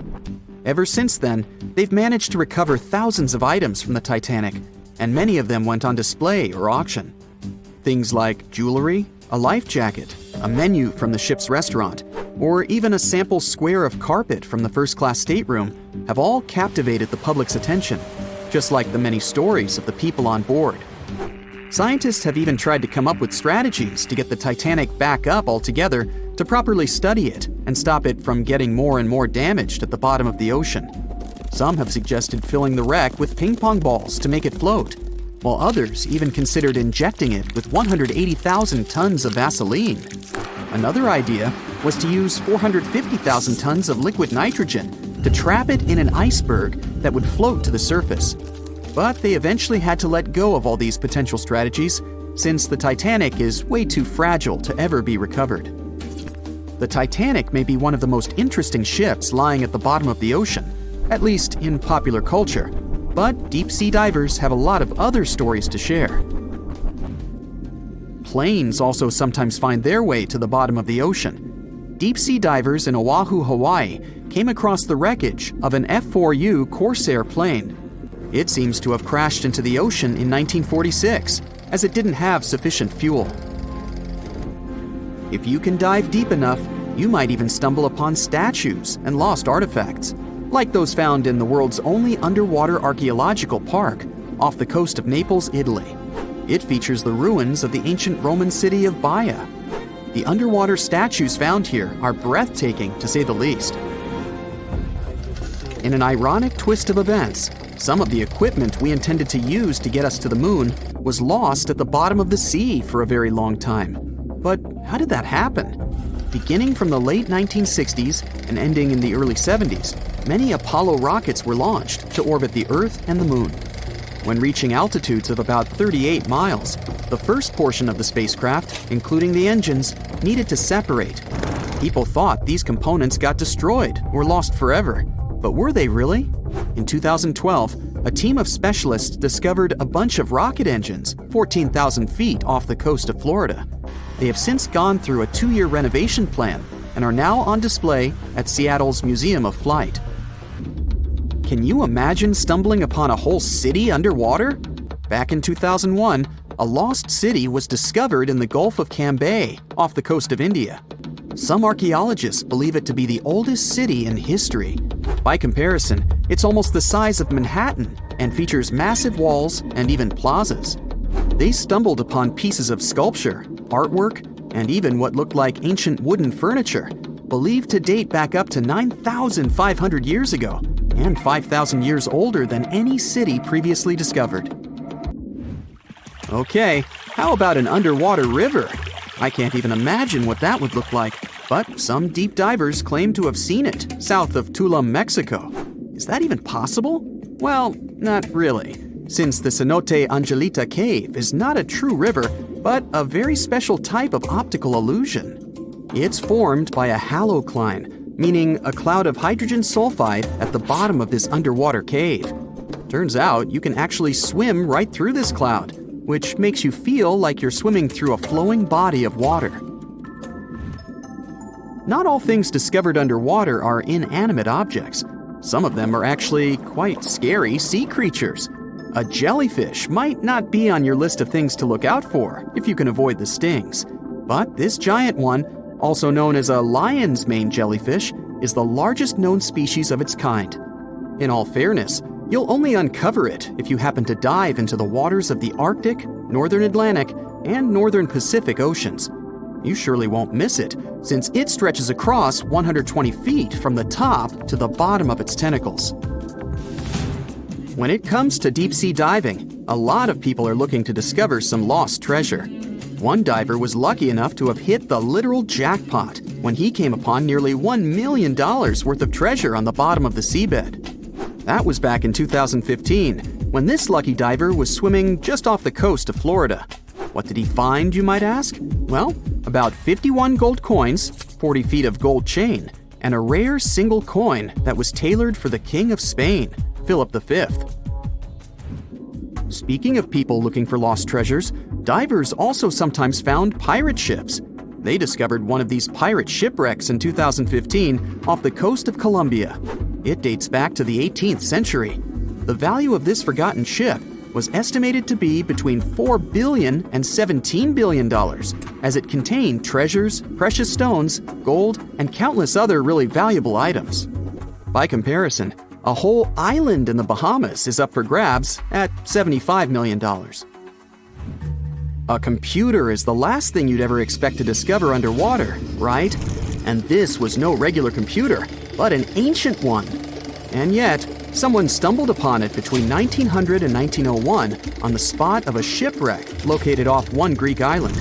Researchers believe this weird stone contraption to be the earliest form of a computer. It was designed to serve many purposes, such as predicting astronomical positions and eclipses on the calendar. Since humanity lost most of the technology used back then, it was wonderful to rediscover it so many years later.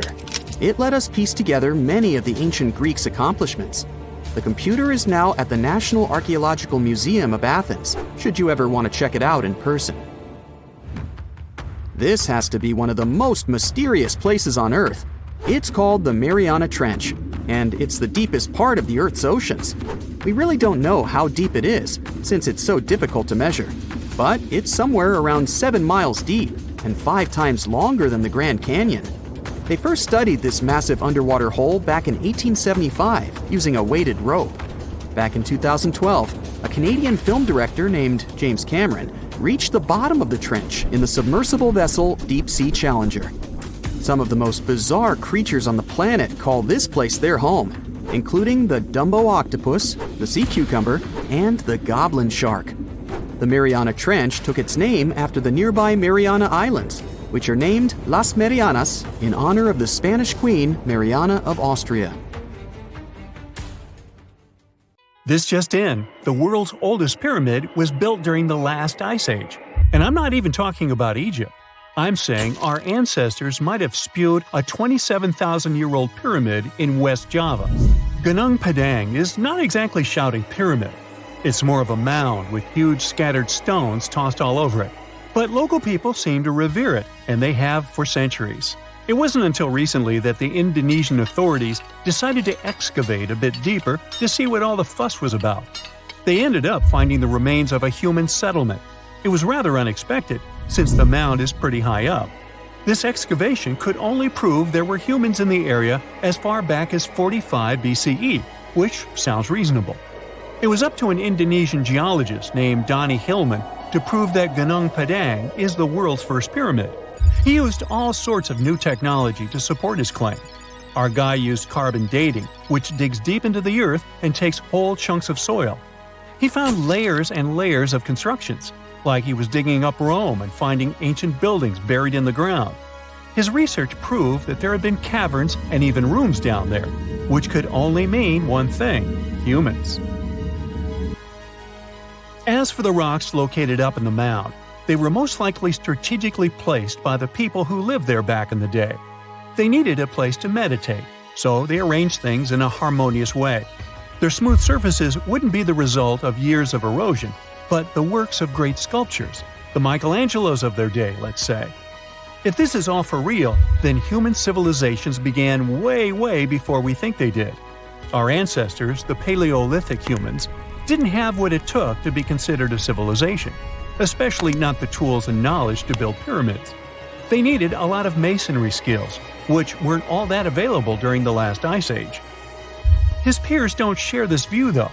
They could believe Hillman's theory if he had found evidence such as charcoal and bone fragments, but he didn't. Flint Dibble, another archaeologist, says that without concrete evidence of human activity, there's no proof of an actual pyramid. In this case, all the data proves is that the soil in the mound dates back to 27,000 years ago. He thinks the rocks on top of the mound just slipped down the hill, like rocks normally do. Only a complex society would have managed to build a stepped pyramid like they claim it was. But according to Bill Farley, an American archaeologist, there's just no reason to believe there were any settlements in Indonesia during the last ice age. Now, just so you know, the oldest known ancient society with this kind of knowledge is probably 11,000 years old and used to occupy the region of modern-day Turkey.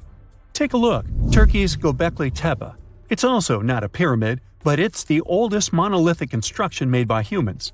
Back in the Neolithic period, a lot of people settled there, and there are proofs for it. For example, the walls there are covered in ancient drawings of clothing and wild animals. Until recently, the title of the world's oldest pyramid went to a three-sided construction known as the Djoser Pyramid in Egypt. Djoser is located just a few miles south of the Giza complex in a town called Saqqara. It made its way to popular culture more than once. In the 18th century, it became a common feature in European paintings. Young men from the cultural elite did a grand tour around the world, and Saqqara was at the top of their list. It was also featured in the video game Assassin's Creed, with a digital representation way more accurate than many historical drawings of the thing. That was kind of a big deal in ancient Egypt, to build pyramids for kings to spend their afterlives. And if you thought the Khufu pyramid was the oldest one in the world, well, Djoser was built 70 years ahead of that time. The development of new technology has allowed archaeologists to make groundbreaking discoveries, and a new, or should I say ancient pyramid in South America might win the title in dispute. It turns out that pyramids were also pretty fashionable in the Americas in the old days. Among them are the iconic pyramids of Guatemala's Tikal Temple Complex, the same ones that appeared in Star Wars No. 4. But to find the oldest pyramid in the Americas, one would have to travel to Peru. Deep in the Peruvian desert, archaeologists stumbled upon a sprawling ancient metropolis known as Caral. At first, researchers believed that the settlement was pretty recent, since the site was way too complex for ancient technology to handle it. As we said, Caral is a desert town, like Las Vegas, but without all the hoopla. This means no easy access to water. And for cities like these to thrive, they need a considerable irrigation system, which leads us back to complex technologies. The Peruvians surprised us all with this new discovery. This site was huge, filled with an amphitheater, houses, and religious buildings. The whole thing probably sprawled through 370 acres.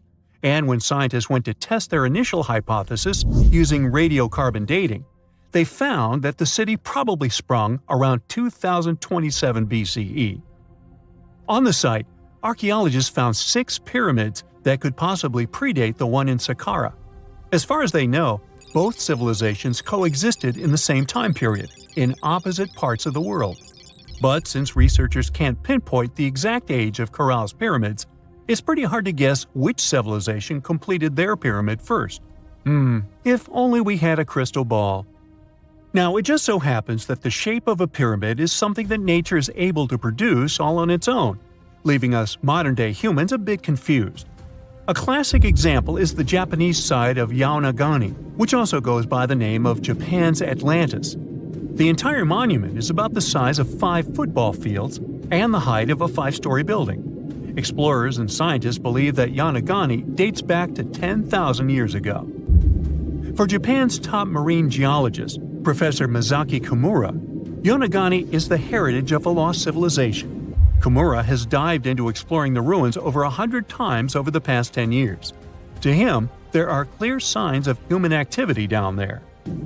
Check out this triangular-shaped pool on the monument's surface. Kimura thinks it's actual proof of humans, because this triangle-shaped concave is a historical symbol of water fountains in the region. As it happens with a lot of these cases, not all scientists are convinced the same. For many, Yonagani is probably the result of thousands of years of erosion, and the fact that the monument is composed of one massive rock leads them to believe it is not really human-made. Sure, these huge basalt columns may look like the ruins of a palace, but they're most likely the result of the intense volcanic activity in the region. And speaking of natural formations that really look like a human made it, a pyramid on Mars has been a hot topic lately. Humans have been keenly trying to prove that there is life on Mars for quite some time. But some are stretching it really far, saying that little green or gray people built a pyramid on the planet to try and build their own civilization. This picture was taken over a decade ago by the Mars Reconnaissance Orbiter, the MRO, but it started to resurface recently. It shows what looks like a three-sided pyramid. Some people claim that the smooth side of the pyramid could only be the effect of otherworldly work. Then science comes along and explains that Mars is home to one of the deepest canyon systems in the whole solar system. The so-called pyramid is located in what is known as the Kandor-Chasma region. This Martian region has a bunch of similar formations that are nothing more than the result of erosion. Nothing supernatural going on there, apparently.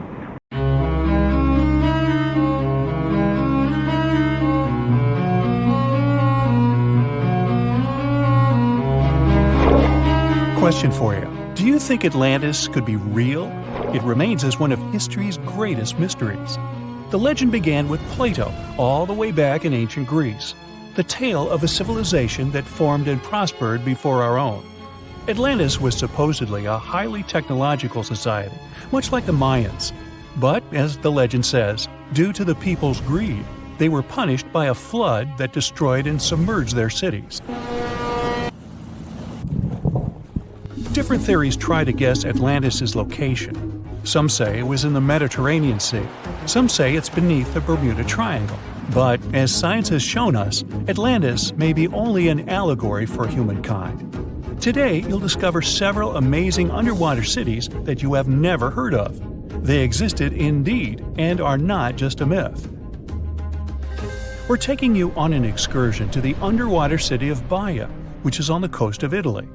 Known as the Las Vegas of the Roman Empire, Baia was a resort city.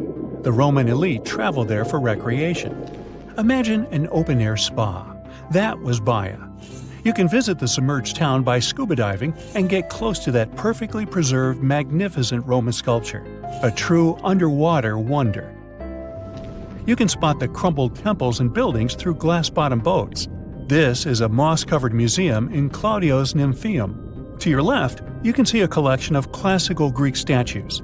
Swimming down the Via Herculeana, you'll arrive at Villa Aprotio. Villas are Italian-style houses, and here you can admire their original marble floors. Notice the black and white patterns and the astounding shapes they make. Next, you'll arrive at Portus Julius. Can you see the collapsing wall structures at the bottom of the seafloor? You'll see well-preserved columns and limestone floors. Behold the ruins of the thermal baths of Lacus. The remaining multicolored mosaics are something great to see. You'll see their orange, blue, and green tiles if you get close enough. At Pisoni's Villa Pila, you'll see 25 preserved Roman pillars. Notice the arches, the frescoes nearby, and the magnitude of this well-kept treasure. The city was located over natural volcanic vents, so there were hot springs to be used at will. People went there looking to have an excellent time. And when I say people, I mean some of the great Roman emperors we learned about in school: Nero, Cicero, Caesar. But around the 8th century, the city was sacked and the luxurious town was abandoned. Slowly, the water level rose and the city started to drown. You are on a summer vacation off the coast of Greece, 4 hours outside of Athens, in the Peloponnese Peninsula on Pavlo Petri. You dust off your snorkel and head for a free dive on a bright sunny day. Sometime into the dive, you start noticing patterns on the seabed. 13 feet below the surface, the outline of familiar objects starts to appear, one by one. As you continue swimming, what looks like the outline of an entire city emerges before your eyes. You wonder, how could water have taken the whole city? Rocks are perfectly aligned into what appears to be the foundation of a building. Nicholas Fleming, a British oceanographer on vacation in Greece, was the person that discovered Pavlo Petri. He was documenting the seafloor artifacts. The team found the site filled with pots, storage vessels, and tools.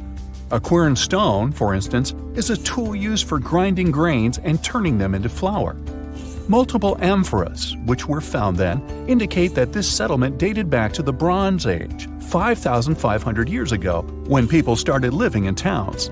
The settlement is believed to have lasted for over 2,400 years.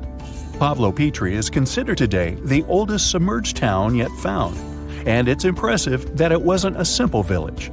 It was a vibrant port city with stone-built buildings, a marketplace, streets, and even squares. Let's continue our exploration and find secrets in other underwater cities. You are diving off the coast of the Ryukyu Islands.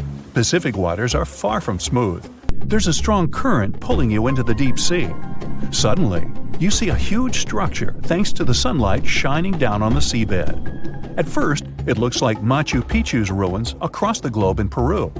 As you approach it, you slowly figure out its form. A pyramid-shaped structure, arches, staircases. It's something that could have easily been a palace or castle. Could this also be a sign of human activity? What you just saw is known today as the Yonaguni Monument. It also goes by the name of Japan's Atlantis. The entire monument is about the size of 5 football fields and the height of a 5-story building. Its most surprising feature is its expansive terraces that host large crowd gatherings. Explorers and scientists believe that Yonaguni dates back to 10,000 years ago. But whether it is a man-made structure or a natural formation is still under debate. For Japan's top marine geologist, Professor Masaki Kimura, Yonaguni is the heritage of a lost civilization. Kimura has dived into exploring the ruins over 100 times over the past 10 years. According to him, there are clear signs of human activity down there. The triangle pool, located on the monument's surface, is a triangle-shaped concave that is a historical symbol of water fountains in the region. There is also a giant turtle carved on the eastern side of the structure.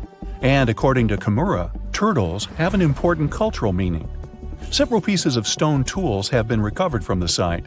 Their estimated age dates back to 10,000 years ago. However, not all scientists are convinced of the same. For many, Yonaguni is the result of thousands of years of erosion. The fact that the monument is composed of one massive rock leads them to believe that it is not human-made. The defined edges and flat surfaces resemble a natural formation occurrence in Northern Ireland, known as Giant's Causeway. A series of interlocking basalt columns look like the ruins of a palace, but they were the result of volcanic activity in the region. Well, stay tuned for more underwater discoveries. The next stop on our voyage is one of today's most famous underwater cities that has turned into an underwater archaeological park. The city of Port Royal in Jamaica exists today only below the surface. But in 1692, it was one of the wealthiest cities in the Western Hemisphere. Port Royal was the center of the British Empire at the time, and an important trade city that attracted people from all over. It was also home to real-life pirates of the Caribbean. On the morning of June 7, 1692, the people of Port Royal met a different fate than they probably expected. The bars and restaurants beaming with life woke up shaking. People were taken out of bed with the power of a massive earthquake, estimated today at 7.5 on the Richter scale. One survivor says he saw the earth opening up and swallowing the town whole. What he said could be true, as the city was mainly built over sand. The ground sucked buildings, roads, and everyone above. Geysers erupted, and finally, waves as big as 10-story-high buildings hit the city.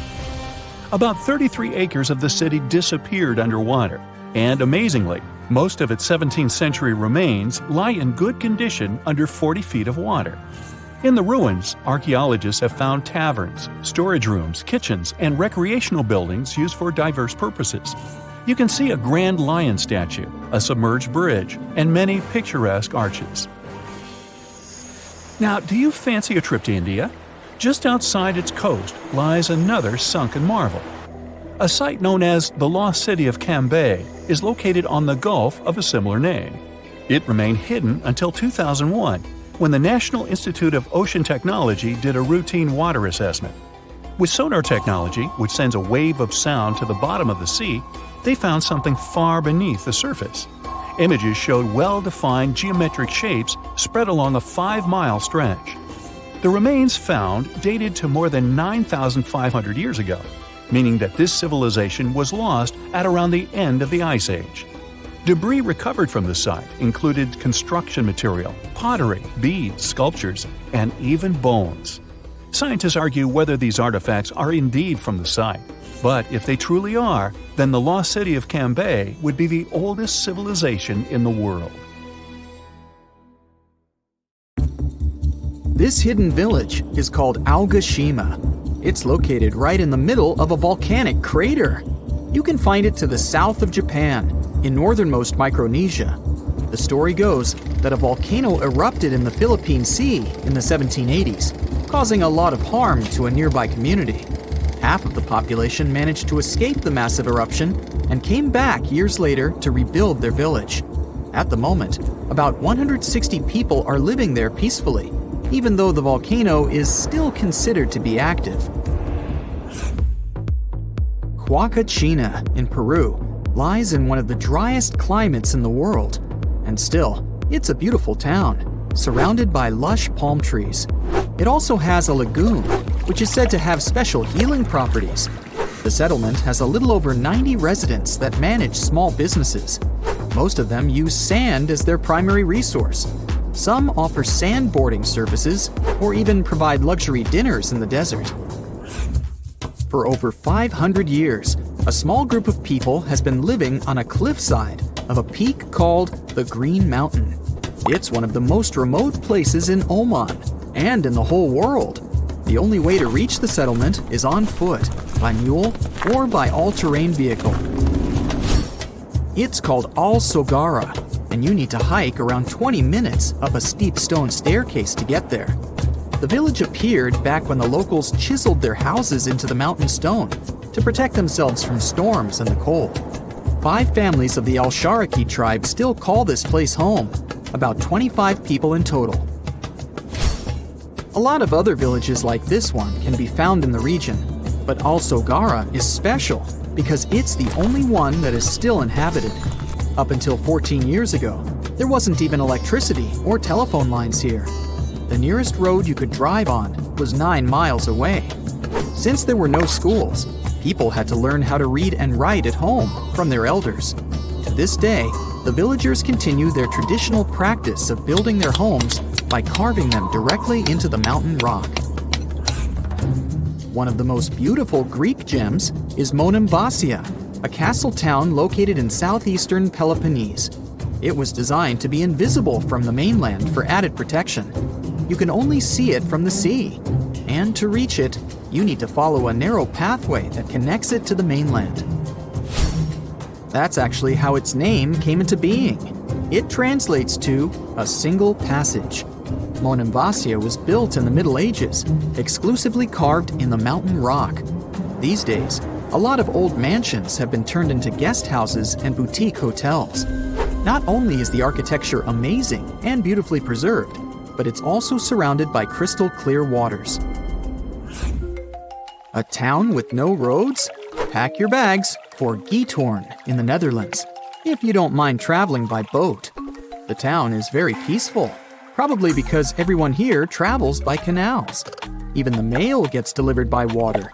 Since there's no car traffic and people rarely move around, the town is really quiet. So quiet that the loudest sound one can hear is the quacking of a duck every now and then. It initially started as a movie set, but Hobbiton in New Zealand still exists, even after the filming of The Lord of the Rings and The Hobbit was finished. Tours to the charming set town are now available. There are 44 Hobbit holes in total, though only a few of them are actually open to the public.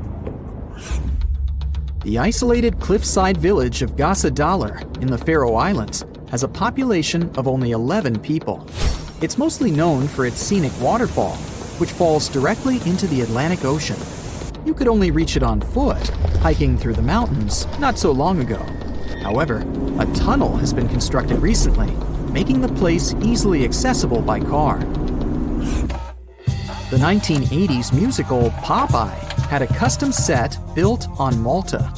It wasn't taken down after the filming had been finished, and Popeye Village is now home to groups of beautifully colored wooden buildings and a company of actors. There's a lot of fun stuff to do there, like watch theater shows, go on boat rides, visit museums, or simply explore the creative village.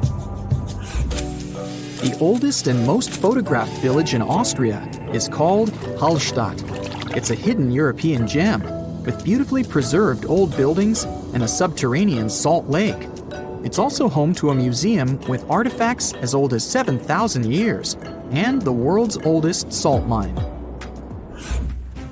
Fort Bortange in the Netherlands is a small establishment shaped like a star. Creative parts aside, it was built this way for defensive purposes. It gave the guards of the fort a strategic advantage because they had a perfect 360-degree view.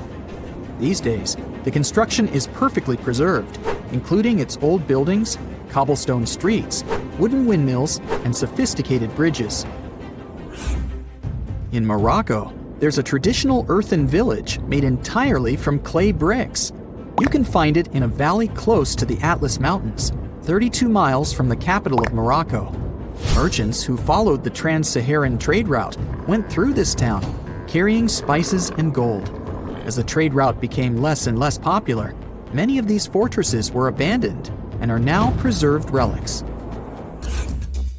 It's one of the best places for skiing in the world, but it's still hidden from the public. No wonder the locals call it the secret side of the valley.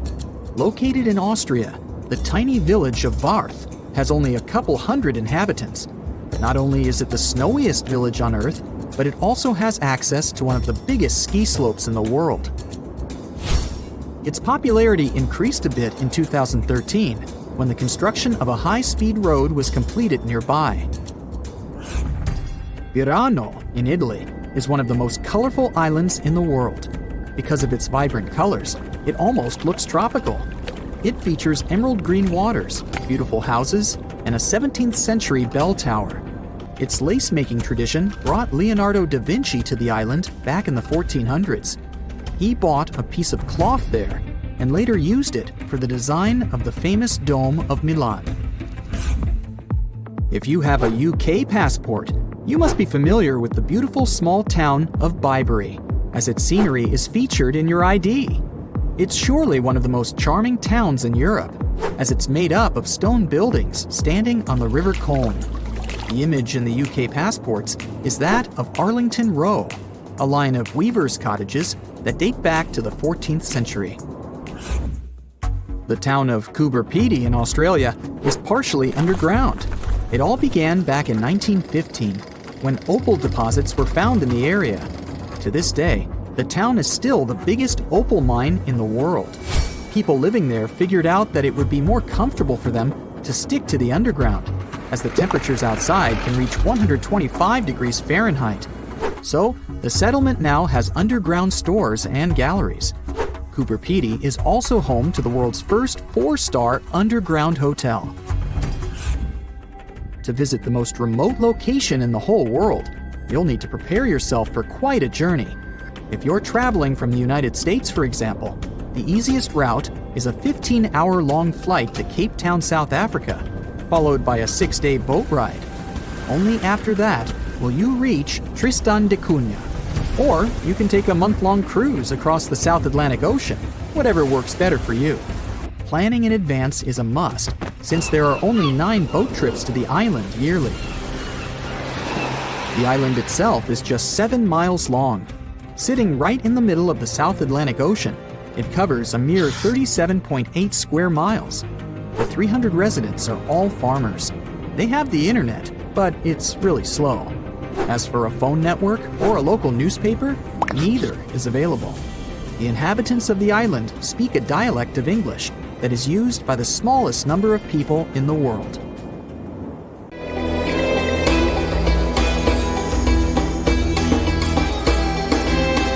The Great Pyramid was created as the final resting place of ancient Egyptian monarch Khufu. According to legend, French leader Napoleon entered the Great Pyramid and came back out looking shaken and super pale. He never revealed what he saw inside, but whatever it was is said to have affected him for the rest of his life. When Napoleon entered the pyramid, he would have walked through a super tight and ascending passageway. He'd then go through another passageway, known as the Great Chamber. This corridor would have been much taller than the previous one, and would have cobbles too.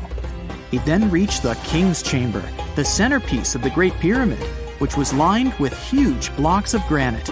But it wouldn't have looked as grand as we might imagine.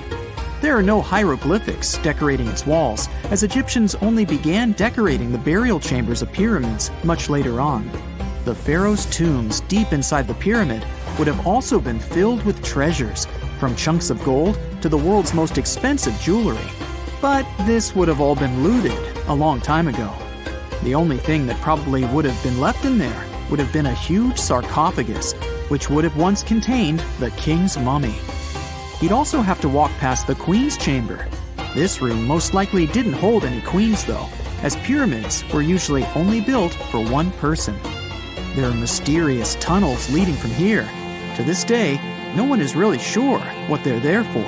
And that's not the only mysterious and creepy thing Napoleon may have encountered, as stories of pharaohs leaving ancient curses on pyramids go way back. Many pyramids had warnings written on the outside, telling of horrifying things that would happen to those who entered and disturbed the peace. We might not know what exactly Napoleon found in the Great Pyramid that scared him so much, but we know for sure what was found in Tutankhamun's tomb. Tutankhamun was an ancient Egyptian pharaoh who was only 8 or 9 years old when he took to the throne. He became a cultural phenomenon when his tomb was discovered almost completely intact in 1922. His pyramid sits in the Valley of Kings in Thebes, modern Luxor, which is in Egypt. Unlike the Great Pyramid, Tutankhamun's tomb was covered in beautiful wall decorations. The walls told the story of how he would travel to the afterlife through the underworld. Egyptians believed all people would have to take this journey, so they would fill their tombs with objects and paintings to help them get there. There'd also be spells painted on the walls. They believed this would help people pass over to the next realm. The journey would be pretty long, and for that reason, the ancient Egyptians would also fill the pyramids with food. Tutankhamun's pyramid was filled with 8 fruit baskets.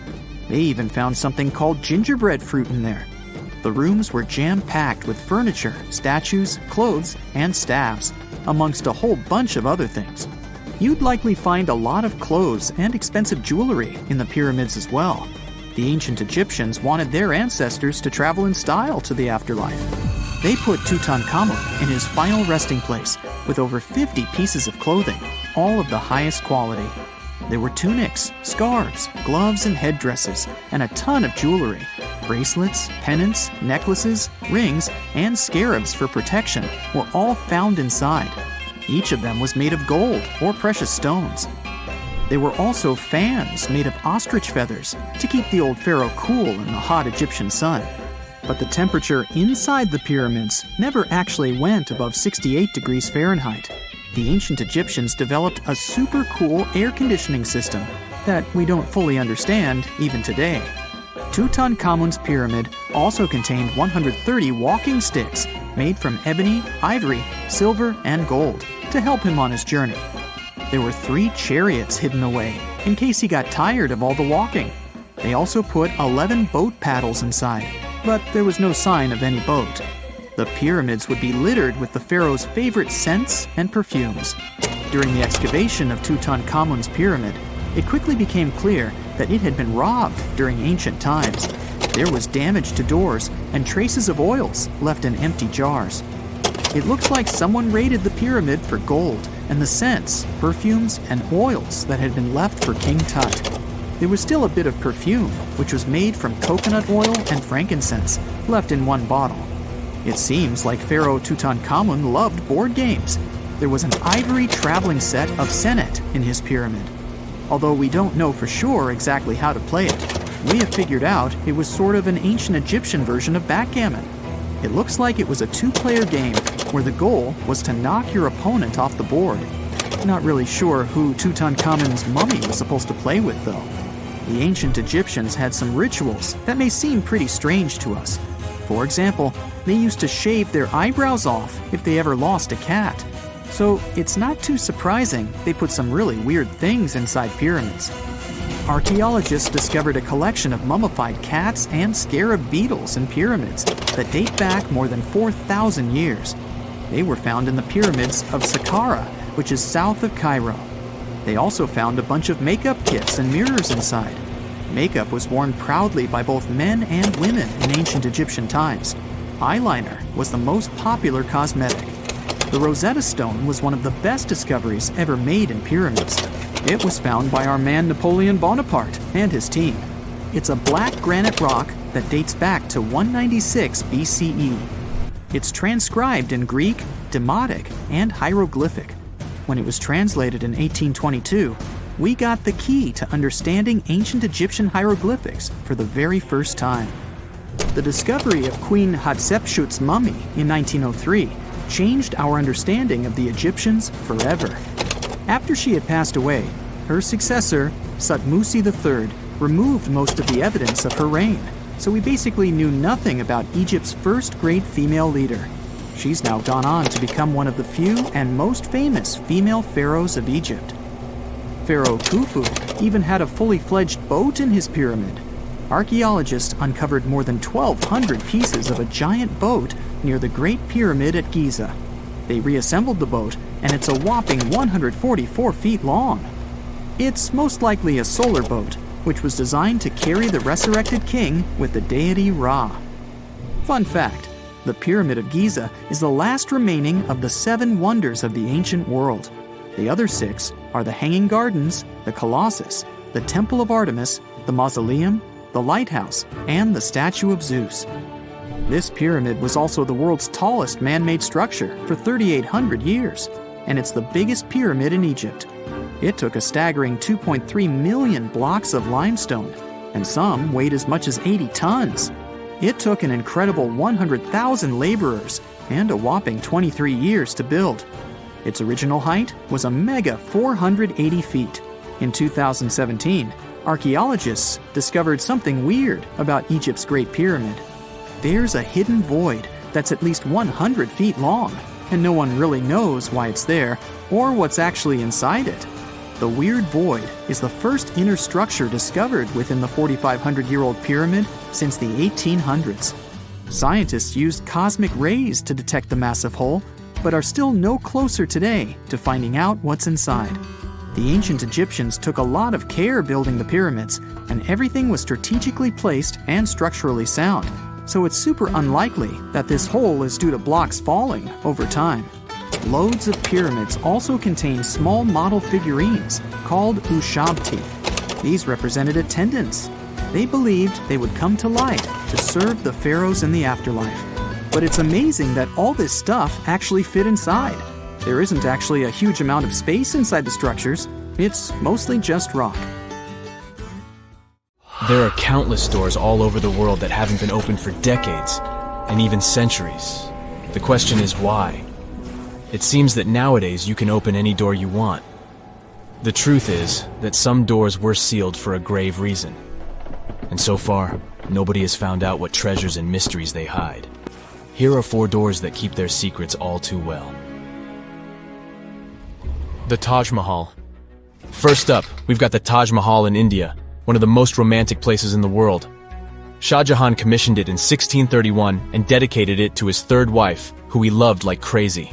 They were married for 19 years and had a whopping 14 kids together. But unfortunately, she passed away while giving birth to their last baby.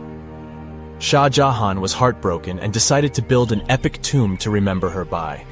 The construction took a whopping 20 years to finish. The building has quite an interesting layout. The design is super unusual with these 4 massive, 130-foot tall minarets that stand on the corners of a huge platform. They're not just there for looks. Back in the 17th century, architects were having some serious issues with buildings collapsing under their own weight. So, the chief architect of the Taj Mahal made sure to place those minarets as far away from the tomb as possible. And he even tilted them in a way so that if they did fall, they wouldn't wreck the rest of the Taj Mahal. Talk about planning ahead. The Taj Mahal is hiding some crazy secrets. There are sealed rooms all over the place that nobody is allowed to enter. And if you check out photos of the building from the riverside, you can spot 2 basements. But guess what? They're sealed up too. Nobody knows what's inside or why they've been locked up since the time of Shah Jahan. Apparently, there's a good reason why those rooms are off limits. Some researchers think that they were built using marble, which turns into a different substance called calcium carbonate if it's exposed to carbon dioxide. And when that happens, little bits of marble start chipping off like crazy. To make matters worse, there's no air flowing into these rooms. That means that if too much CO2 builds up in the basement, the 4 minarets could collapse. But wait, there's more. Some people think that the body of Shah Jahan's wife can be found in one of these sealed-up rooms in pristine condition. Why not? Who knows what the mysterious rooms might keep? The Great Sphinx of Giza. The Great Sphinx of Giza is shrouded in mystery. It's not just the largest monolith statue in the world, but it's also a hybrid creature with a woman's head and a lion's body that originates from Egyptian and Greek mythology. It's also very ancient. It's estimated to be around 4,500 years old. The construction of this marvel took about 3 years and required 100 workers who were not slaves and were treated with delicacies like sheep and goat meat. It is also thought that it used to be much more massive than it is now. Archaeologists found huge stone blocks and abandoned toolkits near the site. However, the real secrets of the Sphinx lie underground, near its paws. A group of scientists used a seismograph to detect 2 hidden chambers beneath the Sphinx's paws. Some people think that these rooms might be the legendary Hall of Records, which holds ancient scrolls revealing the secrets of the universe. I mean, that's way cooler than any library I've ever been to. Rumor has it that the Egyptians even had info on Atlantis stashed down there, which is like a super old version of a conspiracy theory. Unfortunately, we can't go on an adventure to check it out just yet. The chambers presumably have 2 entrances, but both remain sealed. The researchers haven't yet received the green light to check out their theory. Let's hope they won't keep us in suspense forever. Sri Padmanabhaswamy Temple. This temple is located in the beautiful state of Kerala in India. This temple is famous for more than just its breathtaking beauty. Underneath the temple there are 6 vaults, creatively named A, B, C, D, E, and F. The enormous iron doors to these chambers add to the mystery of what's behind them. A few years back, the authorities decided to open these vaults to the world, but it wasn't an easy task. You can't just open the doors and enter the vaults. It required a lot of work. It took them a while, but finally, in 2011, they opened 5 of the 6 chambers. And guess what they found? Tons of treasure. Bags of gold, precious gemstones, and priceless diamond jewelry. The estimated worth of everything found in the vaults is a whopping $1 trillion. It's like the temple was the real-life inspiration for Aladdin's Cave of Wonders. But wait, I said 5 of the 6. What happened to the last one? Vault B has remained closed, but not for lack of trying. They simply didn't manage to open it. There is even a belief that it's fatally cursed. Legend says that only a saint or sage can break the curse by chanting a specific mantra. But no one has been able to do this yet, presumably because we don't have saints or sages at our disposal. There is also rumor that in the 30s some temple invaders tried to enter Vault B to do some good old looting. But they never reached their target. Apparently terrible snakes materialized out of nowhere and chased the gang away. But of course, this is just an urban legend, and there is not proof of that. However, it is said that the Auditor General dealing with the temple claimed that Vault B had been opened at least 7 times since 1990, and nothing bad happened to anyone who entered. Who knows? Maybe we should send Indiana Jones to check it out. The First Emperor's Tomb. Deep under a hill, completely undisturbed and surrounded by dangerous traps, lies an ancient 2,000-year-old tomb. It belongs to Qin Shi Huang, the first emperor of China. He was born in the Qin state and became king when he was just a boy. But when he grew up and gained full power, he united the warring states ancient China was divided into by conquering them. After that, he created the Qin dynasty. When he died in 210 BCE, they buried him deep underground in a massive tomb. And when I say massive, I mean massive! Back in 1974, some farmers in Xi'an, China, stumbled upon something strange while digging a well, a huge terracotta soldier. This discovery led to an extensive archaeological dig that has continued for over 40 years, revealing a collection of thousands of clay soldiers. The unique thing about these soldiers is that each one has its own unique features, from hairstyles to facial expressions. It's believed that there could be up to 8,000 of these soldiers, but only 2,000 have been found so far. Interestingly, the central tomb, which is believed to be the resting place of the emperor, is still untouched. In ancient records, there are references to a vast underground city that the emperor built, complete with scenic towers, palaces, and whatnot.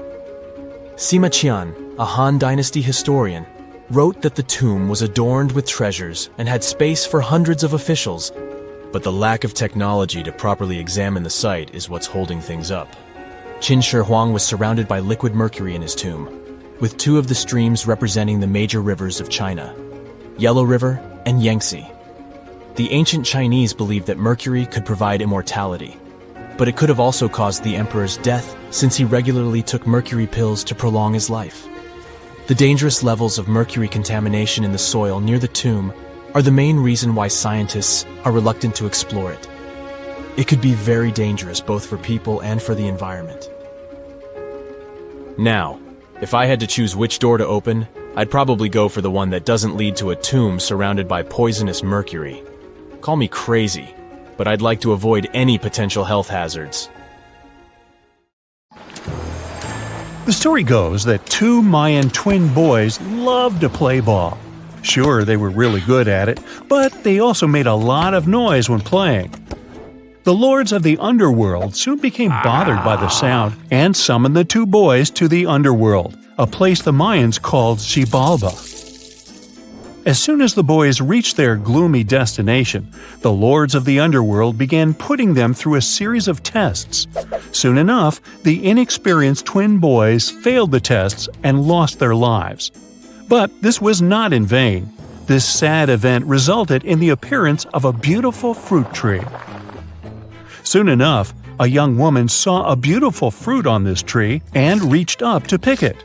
Legend has it that soon after that, she gave birth to another set of twin boys named Hunahpu and Xibalangui. Just like their ancestors, these twins were great ball players, but they were equally as loud, and the lords of the underworld became annoyed again. They decided to ask this pair of twins to come to play a game in the underworld, hoping to get rid of them too. When the twins arrived, the lord sent them through a number of frightening places. The first one was the House of Gloom, which was very dark. They then passed through the House of Knives, where they had to avoid getting injured. The twins then built a fire in the House of Cold, so that they didn't freeze, and ran through the House of Jaguars, where they tricked the animals into not eating them. Finally, they entered the House of Bats, where they seemed to have lost their luck. One of the bats managed to run off with Hunahpu's head. The lords then challenged the twins to play ball with them, but the boys were clearly at a disadvantage. Xibalangui placed a turtle on Hunahpu's shoulders to make up for his lost head, and they began playing. As the lords became distracted by an animal near the court, Xibalangui stole his brother's head and placed it back in its place. Much to the annoyance of the lords, the twins were now able to tie the game. Hunahpu and Xibalangui continued to perform a series of tricks for the lords of the underworld. One of them involved Xibalangui injuring Hunahpu and then bringing him back to life. The lords were so impressed by the twins' performance that they asked them to do the same trick on them. Of course, the twins agreed, but after performing their trick on some of the lords, they refused to revive them. Seeing what had happened, the lords of the underworld admitted defeat and begged for their lives, promising not to intervene in the lives of people ever again. Hunahpu and Xibalangui were happy to have avenged their ancestors and gained the respect of the lords. Legend has it that the lords of heaven were so impressed by the twins that they took them to live in the sky by turning them into the moon and the sun. The Maya civilization was one of the most dominant indigenous societies in history, and their folklore and traditions are still discovered and studied today. They used to live in a territory called Mesoamerica. It was made up of modern-day Mexico and parts of Central America like Guatemala, Belize, Honduras, Yucatan Peninsula, and El Salvador. They lived from 1800 to 900 BCE and up to 900 to 1500 CE. Apart from their impressive legends, the Maya were very skilled inventors. They're known for their calendars, writing systems, farming methods, and sports. Their writing, for example, was found preserved on buildings and stone monuments, as well as in rare books and pottery. It's a system made out of more than 800 hieroglyphics in various combinations. Each of those signs was said to represent a syllable. Their writing system was deciphered by accident by Tatiana Proskorakov, an American woman who initially studied to be an architect. Since she didn't find a job in her field, she eventually became a Mayanist in her own right, despite not being academically trained.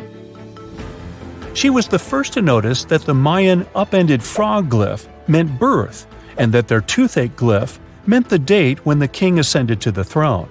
It made it easier for scientists to pinpoint birthdays, as well as the names of the rulers of a specific Mayan dynasty. They also invented the concept of zero, which is seen as one of the greatest innovations in mathematics, physics, and human history altogether. Sure, even back then, people understood the idea of having nothing, but the concept of zero as a number is a relatively new invention. A fun fact about Mayans is that they really liked hats. The bigger your hat was, the more important you looked. Not only was it a sort of fashion statement, but it also made them look taller, which was a big deal for their aesthetic. The Mayans also came up with one of the most intricate and complex calendars in human history. It was the first to use zero as a placeholder. Their calendar ended on December 21st, 2012, which led some people to believe that it translated to the end of the world. Obviously, that was not the case. It just so happened that the date coincided with the end of a Mayan cycle of years. But you know, as advanced in science and astronomy as they were, they did make some mistakes. One of them was their belief that the world was flat. Their theory was that the four corners of the world were watched by the Brother Lords, who kept the sky from falling over their lands. Hats off for their menus, though, as they were well-known chocolate eaters. They turned eating chocolate into a form of art. The drink they made wasn't really like the hot chocolate we enjoy today, though. The recipe included mixing cacao with water, honey, chili pepper, cornmeal, and other ingredients to make a foamy, spicy drink. The ritual of drinking cacao was a crucial part of their celebrations. We're not done discovering all the amazing parts of their architecture and civilization. It was only a few years ago that a Maya pyramid was found at Tonina, in the Mexican state of Chiapas. It was estimated to be more than 1,000 years old. The reason why it escaped archaeologists for so long was that it lay hidden under what was believed to be a natural hill. The ruins of two Mayan cities have been recently discovered in the Mexican state of Campeche. Why didn't we find them until now? Well, they were concealed by really thick vegetation, which made it difficult for archaeologists to reach them. The Mayans didn't just disappear. Their descendants are still around today, many of them choosing to live in their ancestral homelands. You can find them in Guatemala, for example, where the Maya people make up the majority of the population. Overall, the Maya ethnic group contains people that speak different Mayan languages, such as Yucatec, Quiche, Quechua, or Mopan. They had no idea what a spa day was, but the Mayans really enjoyed a nice sweat once in a while. Sweat lodges were discovered around ancient Mayan sites. They were built out of stone or adobe. These rooms were an essential part of their cleansing and healthcare rituals. One of the earliest sweat lodges was found in Quello in northern Belize and appeared to date back 3,000 years. One of the most important parts of the Mayan culture was a ball game which they named Pips. It had both political and spiritual significance. We can see ball courts at important parts of Mayan archaeological sites. The main goal of the game was to pass a rubber ball through a very high stone hoop without using your hands. Basically, it was a combination of soccer and basketball. However, it could have serious consequences. The loser could, at times, even lose his own life. Ooh, high stakes indeed. Because of this game and the need for bouncy balls, the Mayan people were some of the first cultures to use rubber. They made it using natural latex. There were different kinds of rubber depending on what natural substances the latex was mixed with. And that, my friend, is the way the ball bounces. Sorry, but you know me, I just couldn't resist. Imagine working 7 days a week on a large-scale construction site. You, along with thousands of others, carry millions of stone blocks and put them on top of each other according to a complex system. You work without modern construction equipment. You have no air conditioning or constant access to water. It's so hot outside that you can fry eggs on the road. You've been building the pyramid for decades, and now, when it's finally done, you enjoy the result of the colossal work of thousands of people. You're looking at a giant cultural monument of global value that will freeze in time and amaze people for tens of thousands of years. A few thousand years have passed. People in the 21st century see the pyramids and are like, "Wow, I can't believe humans have built this." Yeah, the people who built the pyramids wouldn't have appreciated such a theory. But actually, there are reasons to believe that people built it using some fantastic technology. From the outside, it seems the Great Pyramids are just big triangles of stone. People just put some heavy blocks on top of each other, and that's it. In fact, the design seems too perfect to be true. The pyramid consists of more than 2 million blocks. They lay so close to each other and are so even that you couldn't squeeze even a thin sheet of paper between them. Scientists still can't figure out the exact technology for building the Egyptian pyramids. One of the biggest and most famous is the Great Pyramid of Giza.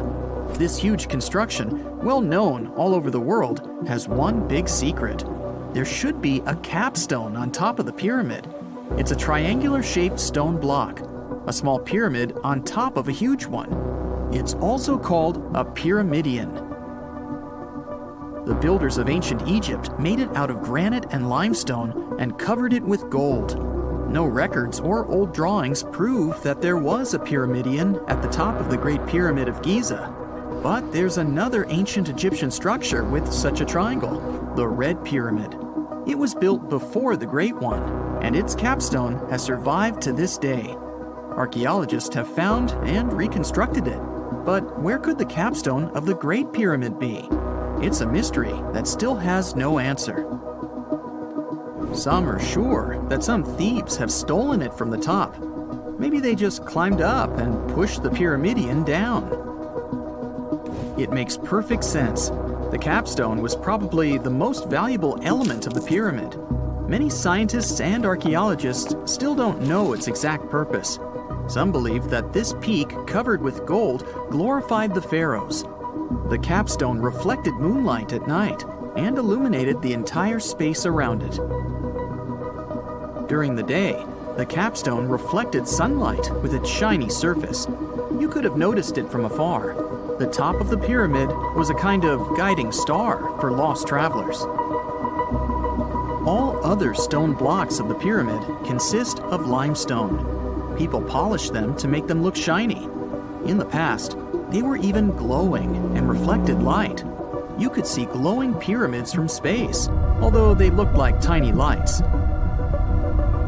Over thousands of years, winds, sandstorms, and rains have changed the pyramid's appearance. If people had taken care of them all this time, they would have looked like something out of science fiction movies, or the pyramids from Las Vegas. But unfortunately, we will never see their original appearance. Some archaeologists and scientists believe that the capstone could absorb the sun's energy and distribute it evenly throughout the pyramid. No one knows precisely why the Egyptians needed this technology. There's a theory the pyramids are ancient energy systems. The pharaohs applied this energy to use some unique technologies that were more advanced than all the achievements of the 21st century. and the triangular shape of the pyramids was ideal for boosting this electromagnetic energy.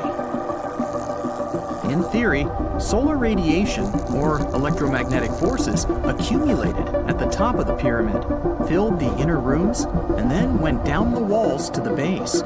Any surface distortion could prevent the flow from spreading, so they had to create a perfectly smooth surface. That's why they installed the blocks so that nobody could squeeze a needle or razor blade between them. Many people believe in this theory because they built the pyramids from limestone. This material can hold energy inside itself. In the inner part, they created granite deposits to cause air ionization, that is, to create an electric charge. They also dug channels under the pyramid for water to transmit electricity. And at the top, they put a gold capstone, the best conductor of electricity. So, this is how you get a great power generator. Different cultures used similar technologies to create electricity all over the world. But these are all theories. If it had been working, humanity would have used these technologies today. There are mentions of the metal industry, chemistry, engineering, physics, mathematics, and astronomy in some ancient records. Most scientists don't believe in all these things.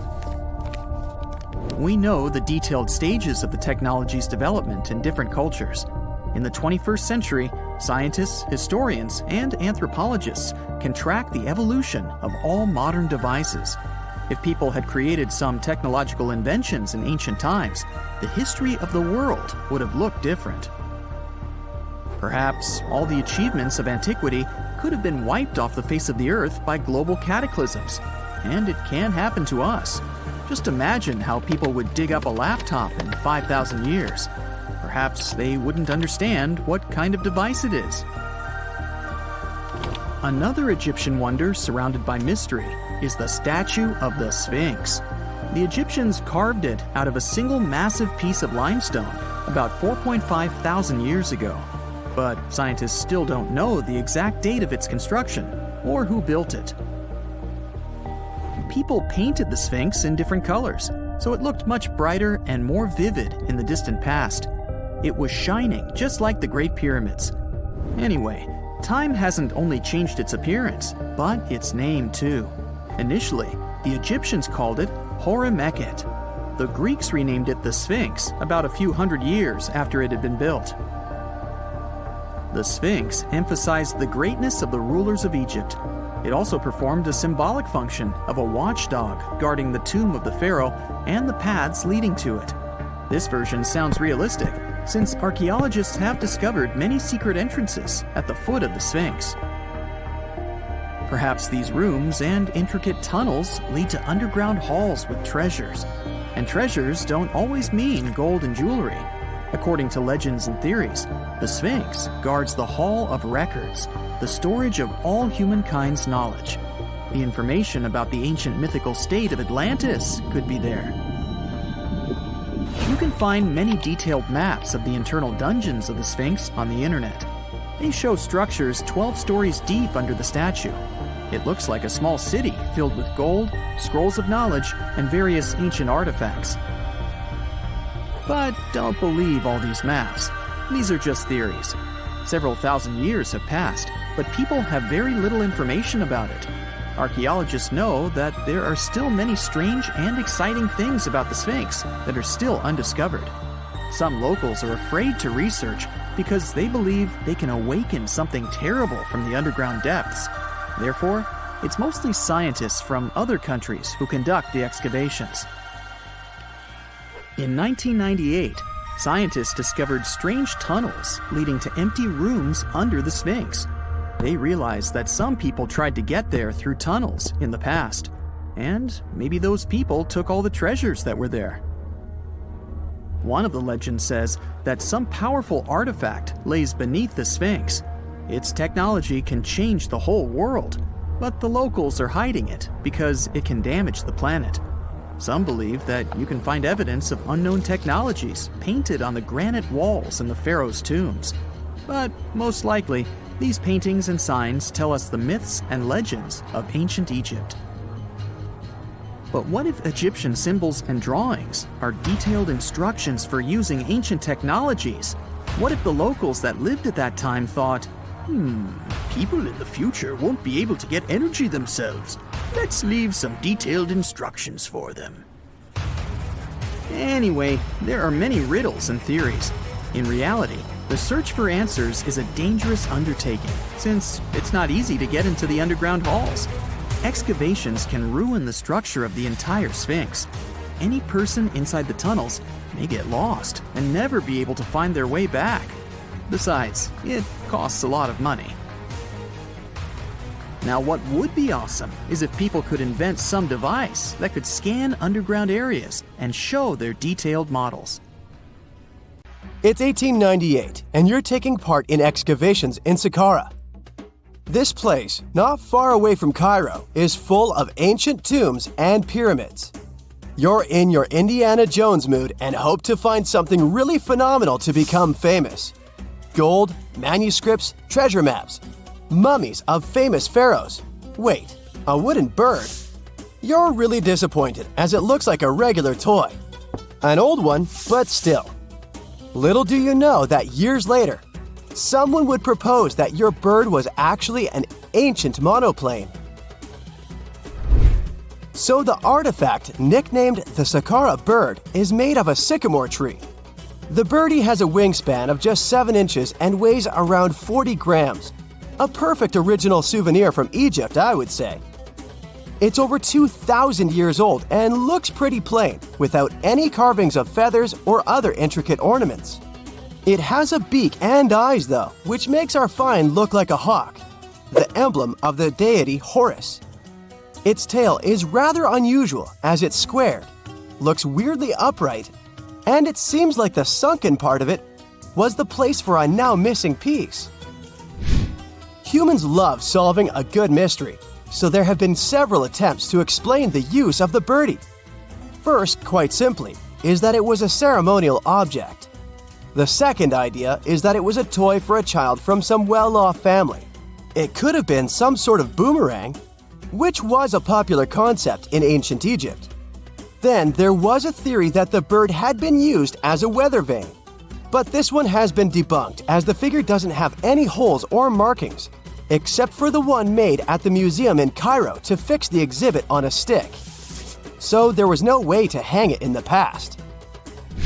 Almost a century after the bird was found, Egyptologist Dr. Khalil Masiha proposed a new theory that it could have been a model of a monoplane.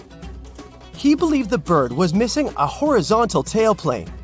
Otherwise, it had its wings set at a right angle, similar to that of modern planes. It could have worked to generate the aerodynamic lift necessary for flights. Dr. Masiha also claimed that it was common at that time to place miniature models of technological inventions in tombs. So, did the ancient Egyptians really invent the plane in 200 BCE? That would make the Wright brothers, who are considered the inventors of aviation, really upset. They made one of their first flights only in 1903. There's just one way to know for sure, and that is to test the model. But you know, the ancient museum in Cairo would unlikely let one of their cherished exhibits fly around like a toy. That's why glider designer Martin Gregory built a similar model, this time of balsa wood, and concluded that even with the missing tailplane, the plane wasn't much of a flyer. Case solved? Not really. This didn't sound convincing enough to the History Channel, so they invited an aerodynamics expert to build another replica of the bird. He tested it in weather conditions similar to those in Egypt and was impressed with the little plane's abilities. So, if they did invent the prototype of a plane back in the times of pharaohs, it would be a good example of an oupart. That's an out-of-place artifact, an object that's way ahead of its time in terms of technology or history. And the Saqqara bird isn't the only example of such a revolutionary concept. In 1901, a group of divers retrieved the Antikythera mechanism from an underwater shipwreck near the Greek island of Antikythera. It's been dubbed the world's first analog computer and it's currently dated around 100 BCE. The bronze mechanism could tell the position of the sun, moon, planets, and stars, as well as the lunar phase, the dates of upcoming solar eclipses, and even the speed at which the moon moves through the sky. No one's sure who used it and how or where it was made, but it's obvious that it's extremely precise and way too advanced for its time. The first flushing toilets in the world were invented in the middle of the 20th century. Just kidding.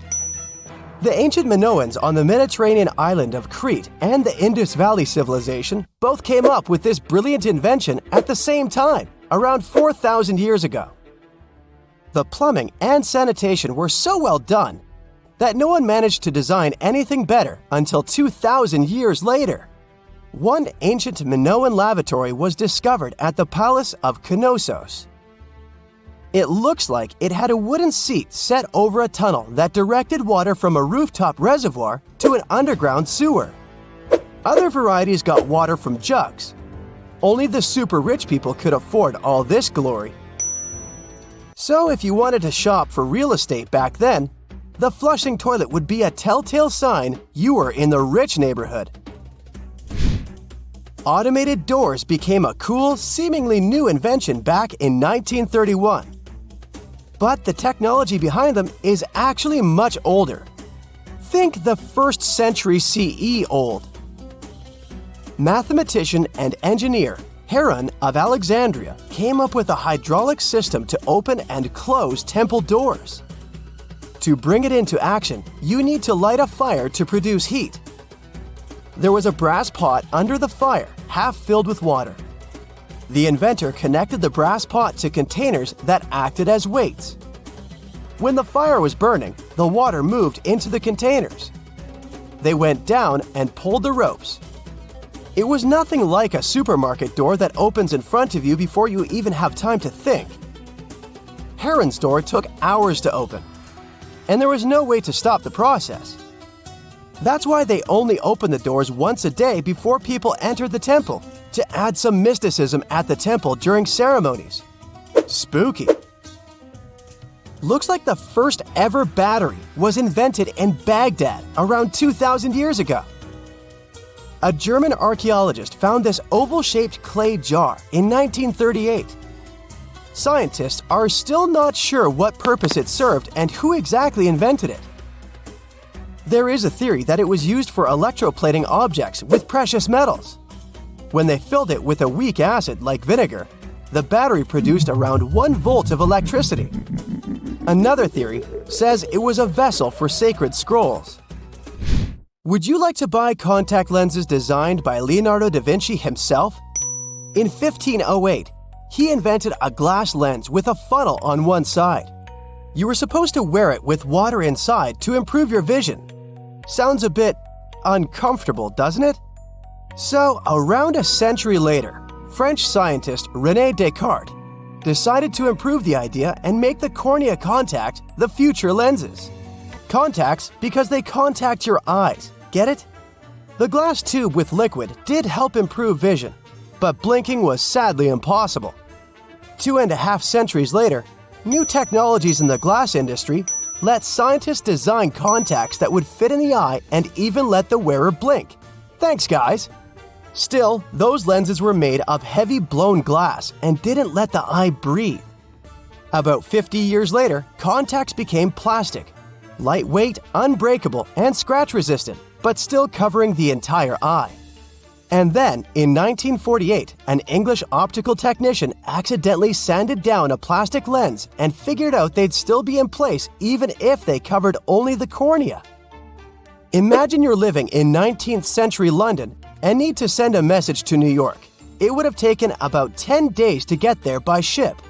So when delivery time went from days to hours in 1858, it was a true sensation. The first message was sent by Queen Victoria herself.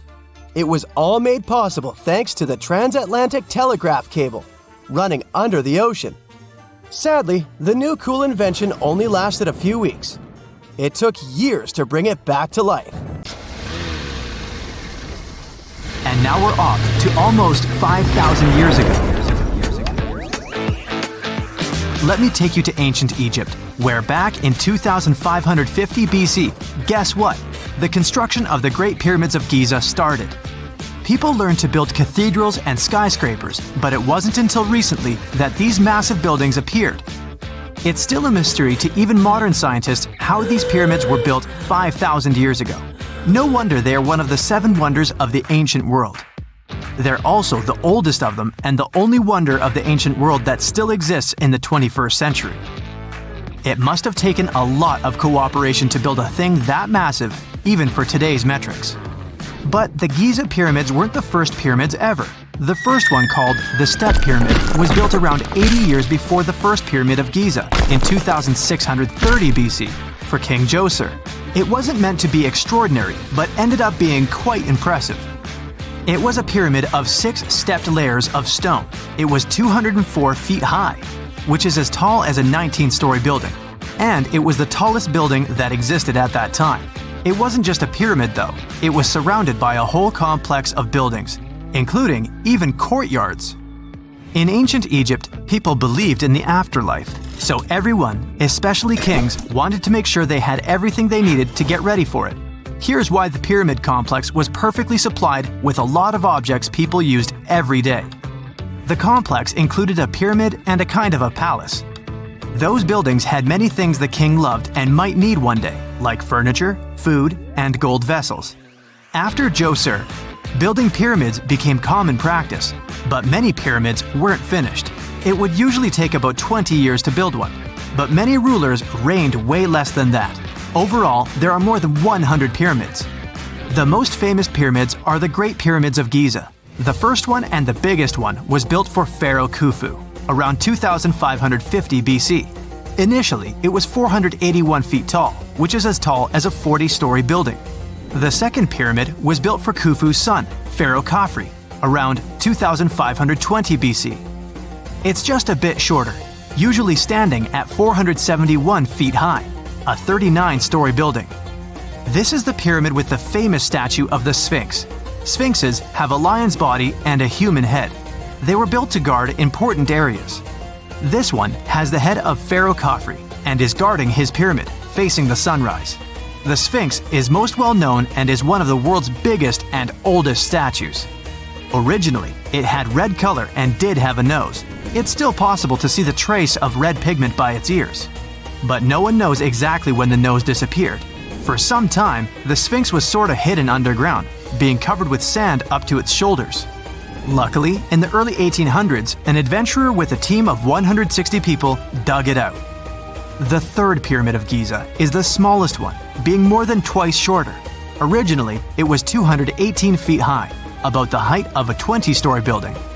Built in 2490 BC, it was a pyramid for Khafre's son, Menkaure.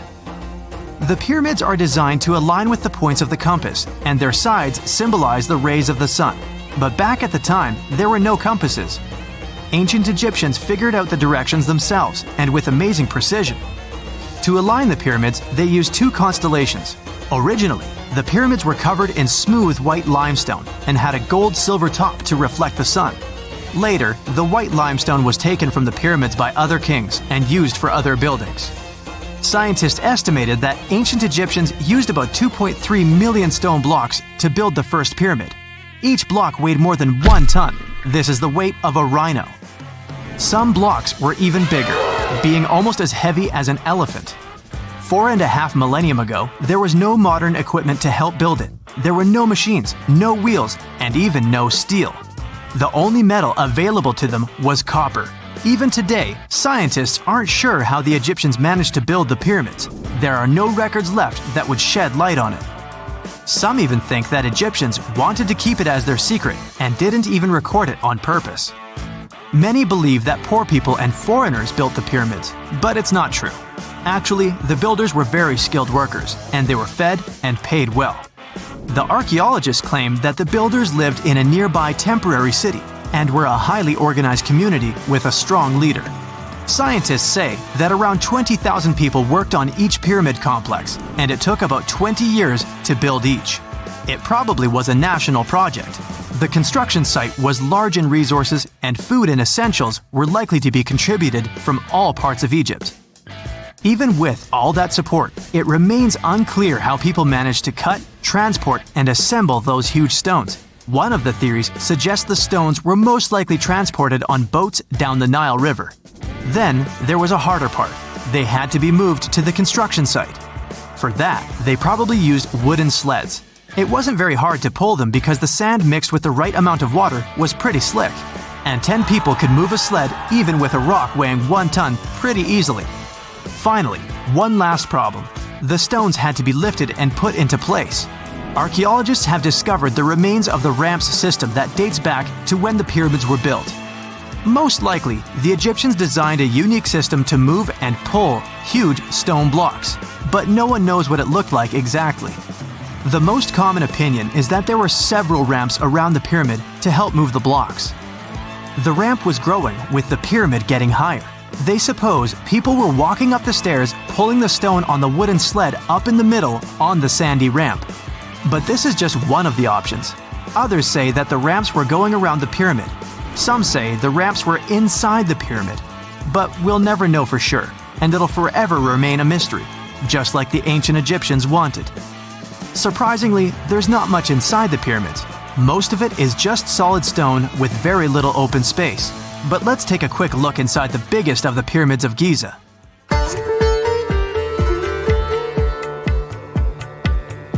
From the entrance, there are 2 stairs, one going down and the other one going up.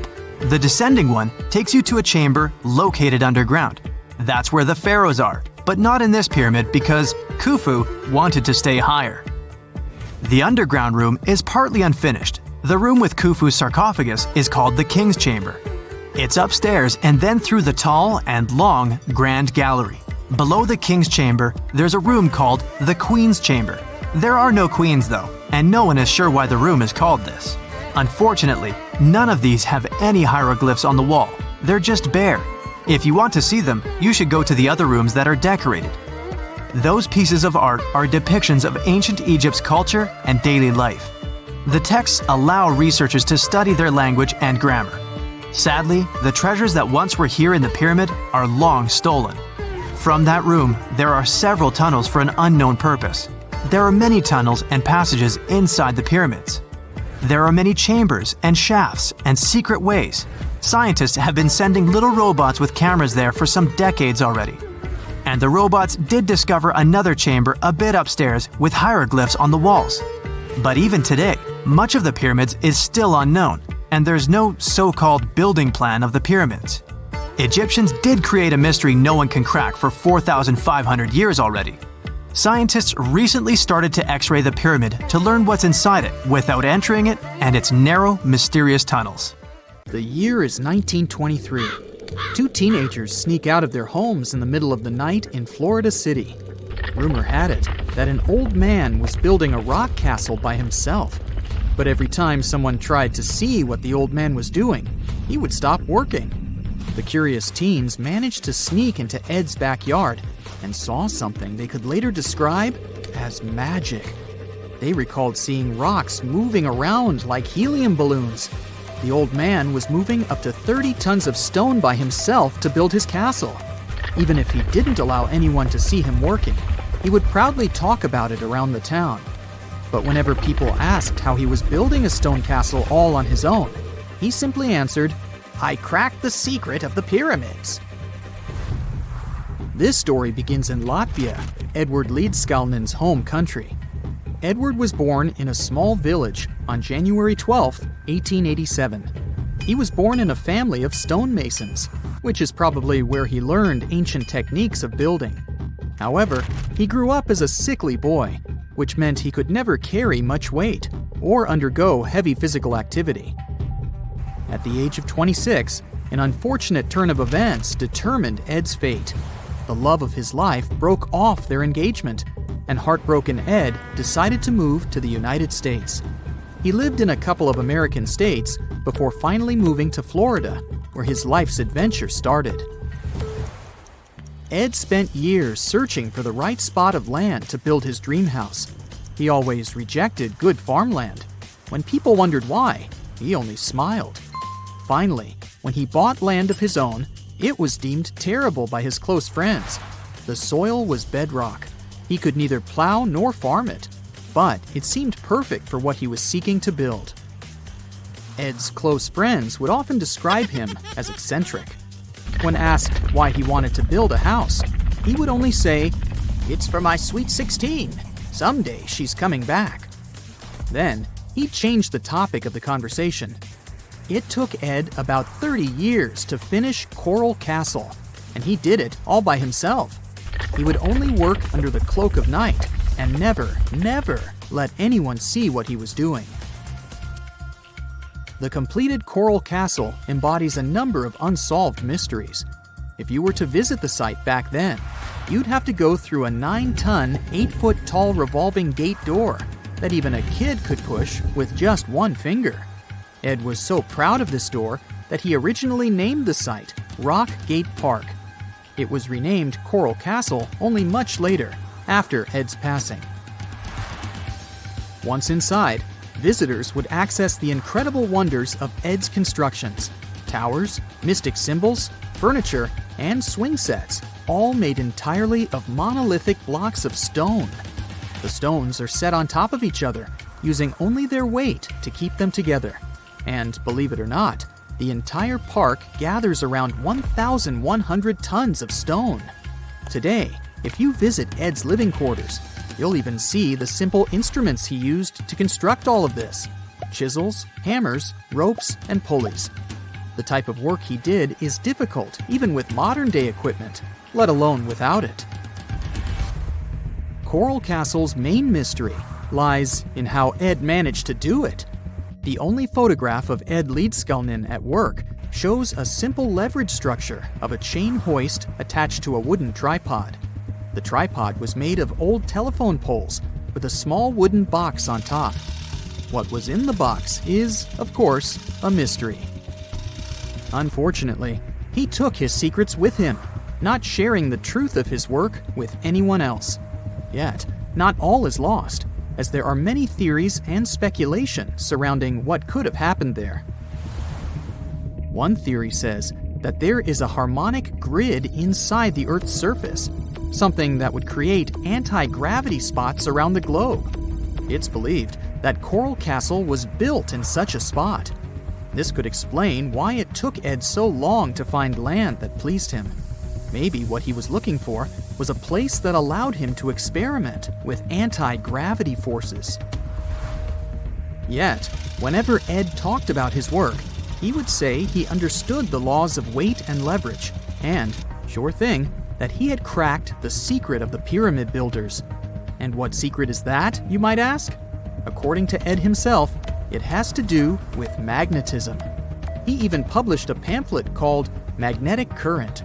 There, he explains that every object has magnetic particles inside of them. A person just needs to understand where they are located inside such objects. This way, objects can be lifted and moved around without much effort, just like moving something heavy underwater. Researchers say that if we assume Ed Leedskalnin and the pyramid builders used the same technique, then it would only have taken 4,700 workers to build the Great Pyramid of Giza, instead of the 20,000 to 100,000 that is currently estimated. But this story just keeps on getting more and more mysterious. In the late 1920s, Ed was finishing the construction of Coral Castle in Florida City. Rumors about his work had spread around town. People said Ed was hiding a stash of money somewhere in his living quarters. One night, a group of men waited until Ed was alone and broke into the castle to rob him. They couldn't find the money and, luckily, didn't harm Ed. But in the following days, he decided that it was best he moved out of that land. Of course, he took more than his toothbrush along with him. Ed decided to move the entire Coral Castle to another land 10 kilometers away from where he had built the park. Legend says he hired a truck driver and asked him to swear secrecy about what Ed intended to do. He asked the driver to look away while Ed loaded the truck by himself, moving all of the rocks without any help. With the truck loaded, Ed and his castle moved to Homestead, Florida, where the park is located until this day. In 1986, a group of engineers from Florida University was called to try to fix the park's gate entrance, the 9-ton revolving door that Ed was so proud of. They arrived with plenty of modern-day equipment, including a 20-ton crane. When the engineers took the door down, they noticed that Ed had used a strange circular stone at the bottom of the revolving door. The engineers couldn't understand how this frisbee-sized rock could withstand 9 tons of weight without breaking into pieces. They sent the rock to the geology department at the University of Florida, but the geologists simply returned the rock, saying they couldn't find a match of this rock in their databases. They couldn't determine its origin. The engineers put the 9-ton gate back into place, trying to use other techniques. At first, it didn't work without the base rock Ed had originally used. So, they had to cut the gate rock to make it work as a revolving door once again, proving that modern-day technology couldn't replicate what Ed had done single-handedly. Fast forward to 2011, and another man claimed to have cracked the code of the pyramid builders and Ed Leedskalnin himself. Wally Wallington, a retired construction worker from Lapeer County, Michigan, has managed to build using similar techniques to those used by Ed. Wallington is known for having built his personal Stonehenge in Michigan. He is said to have used simple machines, such as levers and counterweights, moving around multi-thousand-pound concrete blocks. Unlike Ed, Wallington has shared his techniques with the public. Multiple videos are showing the clever engineering he built from very simple materials. It sure is impressive. The man has moved his entire barn into another property just with the help of simple tools. However, there is no way to prove that these were the same techniques used to build Coral Castle. To this day, the secrets of Coral Castle haven't been unraveled. But hey, we can always keep trying to solve it.